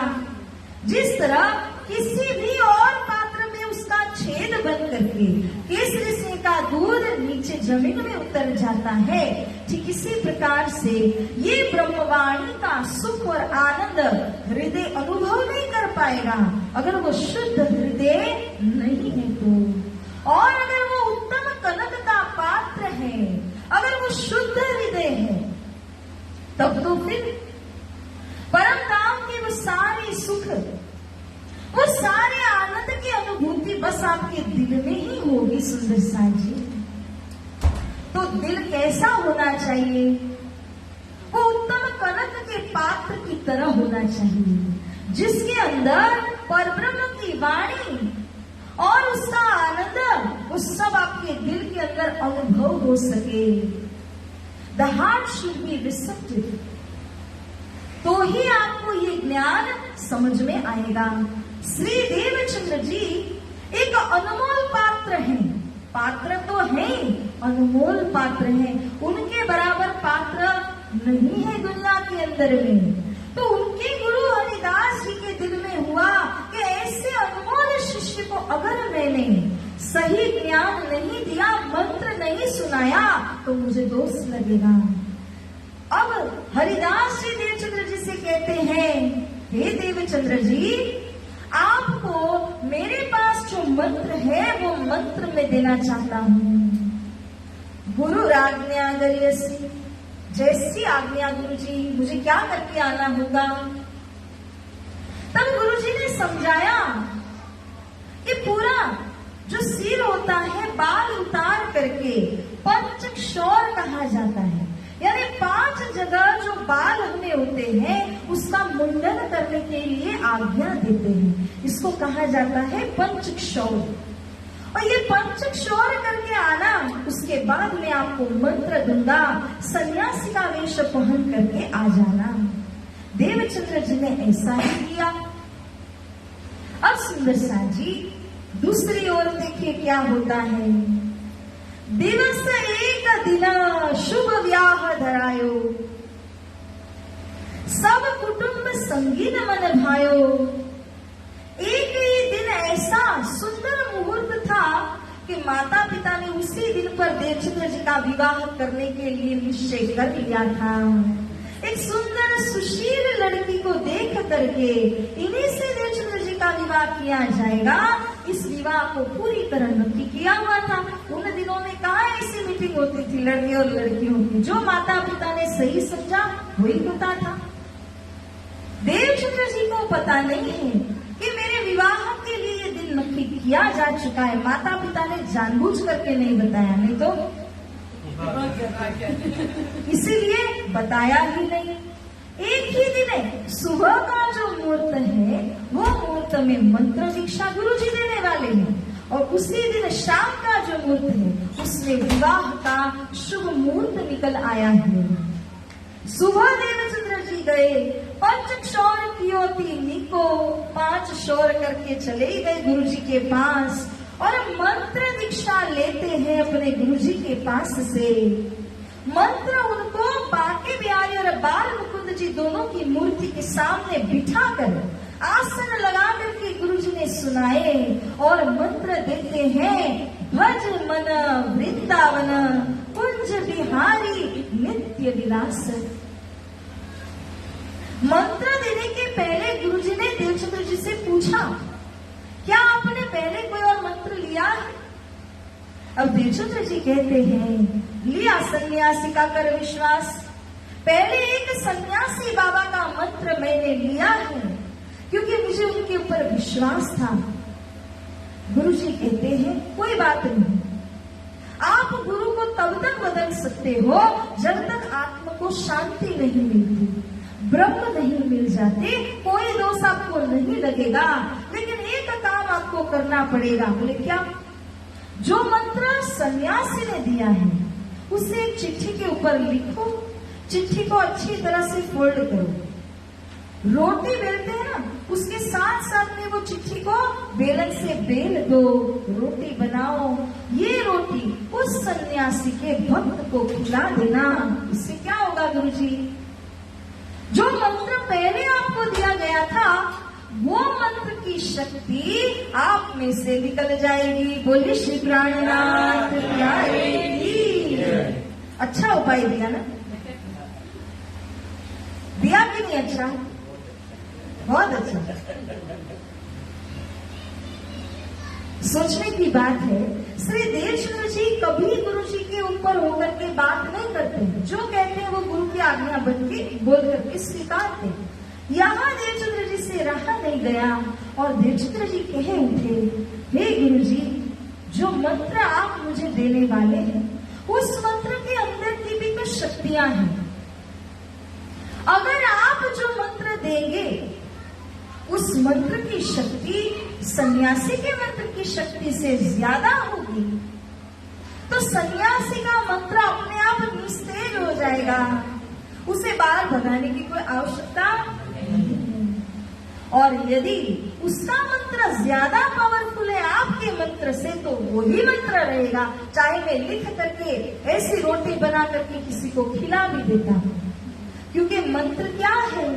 जैसे एक बड़ा हेलोजन आपने लगाया, अब उसके सामने एक छोटा सा लाइट लगा दीजिए तो क्या होगा?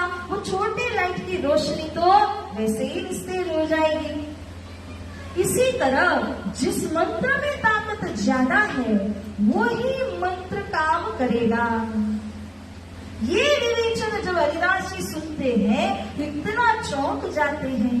देवचंद्र जी के ऊपर प्रसन्न तो थे ही और भी प्रसन्न हुए कि ऐसा विवेचन देवचंद्र जी ने करके मंत्र के विषय में सुना दिया। अब इनको मंत्र देते हैं, भज मन वृंदावन कुंज बिहारी नित्य विलास। इसी को आप रात दिन जपते रहना हे देवचंद्र जी बोल करके मंत्र सुना दिया। श्री देवचंद्र जी इस मंत्र दीक्षा को लेकर के अब पुनः आ जाते हैं अपने घर में। अब क्या हुआ देखो, दिवस एक दिन शुभ व्याह धरायो, सब कुटुंब संगीन मन भायो। उही दिन मंत्र नाम ले आए, मधु मेहता दर्शन पाए। बोलिए श्री प्राणनाथ प्यारे की। मधु मेहता पिताजी ने दर्शन किया। ये कौन बाबा आ गए हमारे घर? और देखते हैं तो ये तो मेरे ही पुत्र है। मुंडन करवा करके सन्यासी वेश लेकर के आए हुए हैं। हे देवचंद्र जी क्या कर दिया?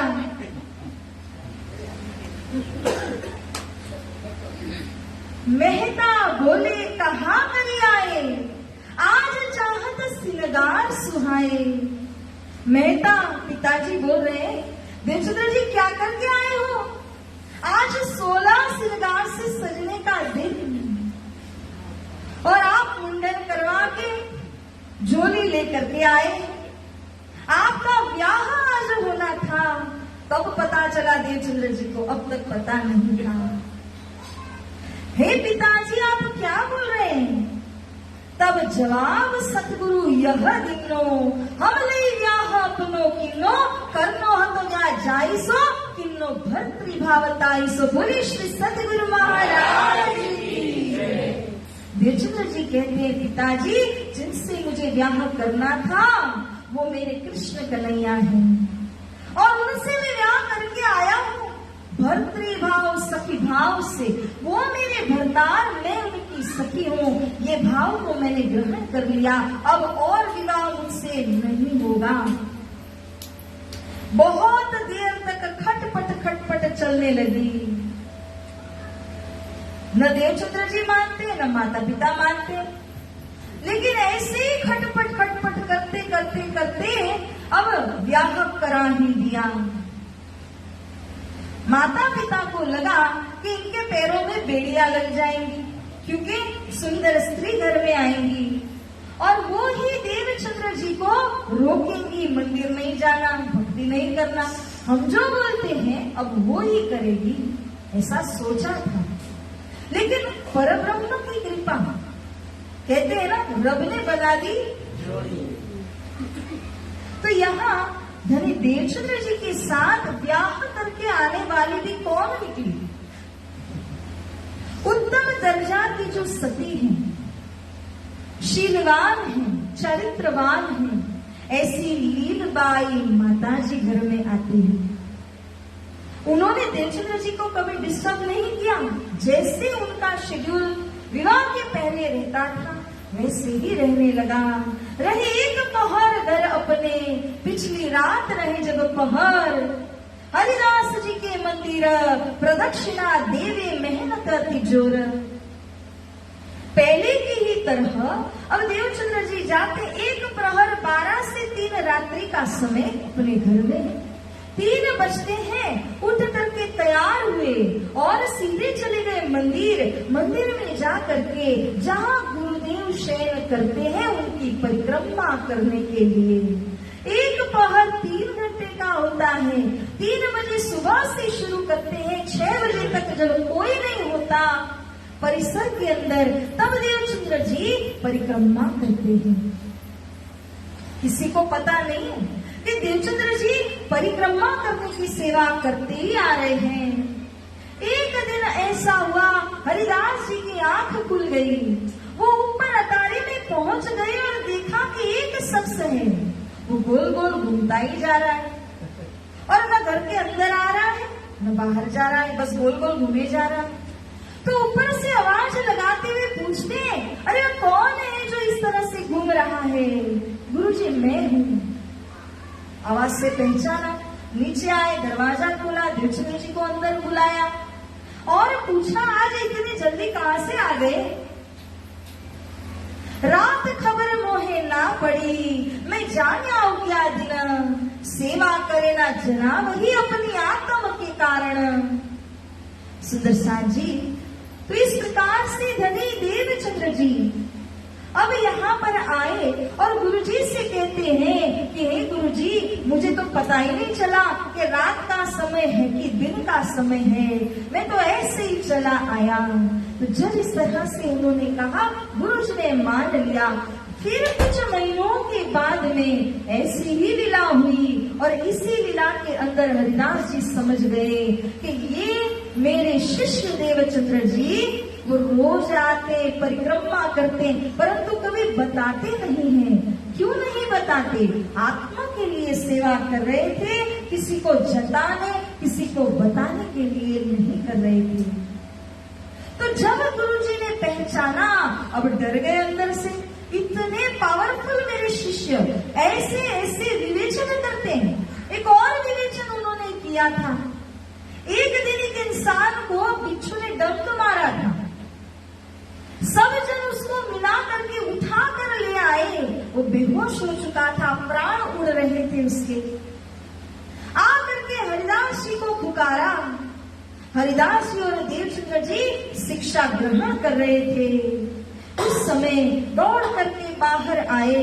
हरिदास जी के पास एक ऐसा मंत्र था जिससे बिच्छू का डंक उतर जाता है। उन्होंने अपनी मूंछों के ऊपर ताव दिया, वो मंत्र पढ़ा, आगा जहर उतर गया। फिर से दूसरी बार इसी तरह से मुझ पर ताव दिया, मंत्र पढ़ा और आधा जहर जो था वो भी उतर गया। तीसरी बार इसी प्रकार से करने से वो आदमी खड़ा हो गया। सब जन हरिदास जी की जयकार लगाने लगे। अरे वाह हरिदास जी, आप तो इतने सक्षम हैं, आपने एक इंसान को नहीं, उसके परिवार में और भी 4 लोग हैं, ये अकेला कमाने वाला था, 5 जन की जान बचाई है आपने। तो हरिदास जी देवचंद्र जी से कहते हैं, देवचंद्र जी ये मंत्र भी आप ले लीजिए, जो एक बिच्छी का डंक उतारने के काम में आता है।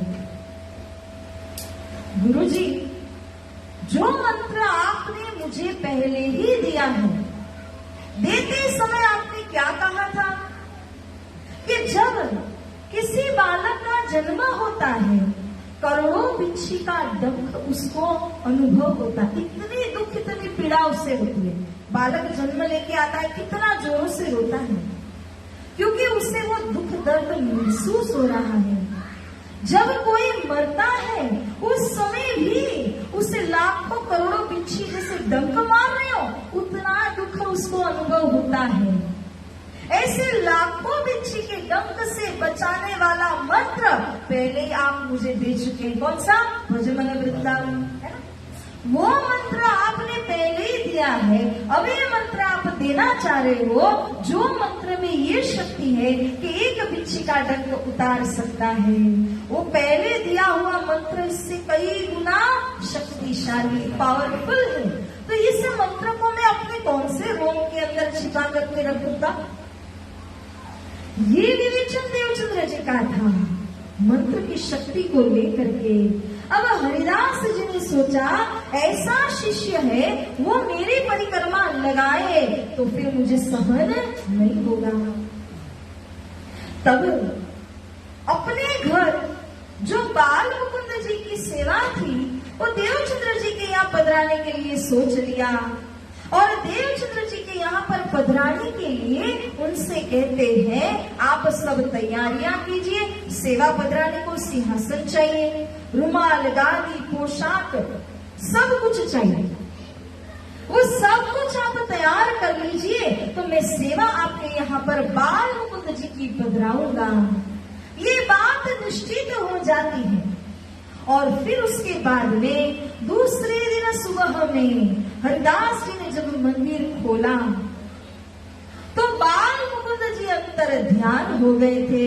बोले श्री प्राणनाथ प्यारे की जय। हरिदास जी हैरान हो गए, ये बाल मुकुंद जी कहाँ गए? पूरे घर में ढूंढा, पूजा घर में ढूंढा, पूछते हैं सबसे, कोई बाहर का व्यक्ति आया तो नहीं था, किसी ने चुराया तो नहीं इस मूर्ति को? ऐसी तरह तरह की बातें सोचते हैं। खान पान सब छोड़ दिया, उन्होंने तो छोड़ा, उनके पीछे उनकी पत्नी, उनका बड़ा पुत्र वृंदावन, इन सब ने एकादशी व्रत चालू कर दिया। और देवचंद्र जी आप पहुंचे, देखा मेरे गुरु जी किस तरह से अप्रसन्न है, मुरझाए हुए हैं। उनको देख करके श्री देवचंद्र जी ने भी अब सोच लिया, जब तक मेरे गुरु जी के मुख पर मुस्कान नहीं आती, मैं भी भोजन ग्रहण नहीं करूंगा। तो ये सब लोग अब मिलकर के उपवास करने लगे। बाकी बिहारी जी को बाल भोग लगाया, राजभोग लगाया, प्रसाद जो ग्वाल बाल थे उनमें वितरण कर दिया, ग्रहण नहीं करते। पूरा दिन ऐसे हैरान रहे हरिदास जी। और जब रात्रि का समय आया तो भी इतनी छटपटी लगी हुई है उनके अंदर, उनको समझ में नहीं आता मैं क्या करूं, कहाँ ढूंढूं, क्यों अंतर ध्यान हुए हैं मेरे प्रभु जी। इस समय में जैसे होता है ना कि सुबह होने वाली है, ठंडा ठंडा पवन चल रहा है, और उस समय में एक झटकी सी आ जाती है। हरिदास जी भी विचार मग्न होकर के बैठे हुए थे और उनको एक झटकी आ गई। उसमें बाल मुकुंद जी ने आकर के को दर्शन दिए। बाल मुकुंद जी पधारे ताही, निद्रा दूर करे उनवाही। चरण ग्रहे तब तहां हरिदासा, प्रभु कहाँ हते कौन के पासा। हरिदास जी ने उनके चरण कमल को ग्रहण कर लिया और बाल मुकुंद जी से पूछने लगे, हे प्रभु कहाँ थे? दिन भर तो हम आपको ढूंढते रहे, आप कहाँ विराजे हैं? हरिदास जी, मैं कहीं नहीं, मैं वहीं पर हूं। आप देखिए मैं वहीं विराजमान हूं, तो आप दिखाई क्यों नहीं दिए? आप मुझे देवचंद्र जी के यहाँ पधराने लगे थे। श्री देवचंद्र जी की सेवा मैं नहीं ले सकता हूं। बाल मुकुंद कौन? अक्षर पुरुष के बाल स्वरूप को बाल मुकुंद जी कहा। तो बाल मुकुंद जी कहते हैं ये तो श्यामा जी और ये अक्षर ब्रह्म के बाल स्वरूप है। तो अक्षर ब्रह्म के बाल स्वरूप श्यामा जी के हाथों की सेवा, ये सुंदरमय सती के हाथों की सेवा भला कैसे स्वीकार करेंगे?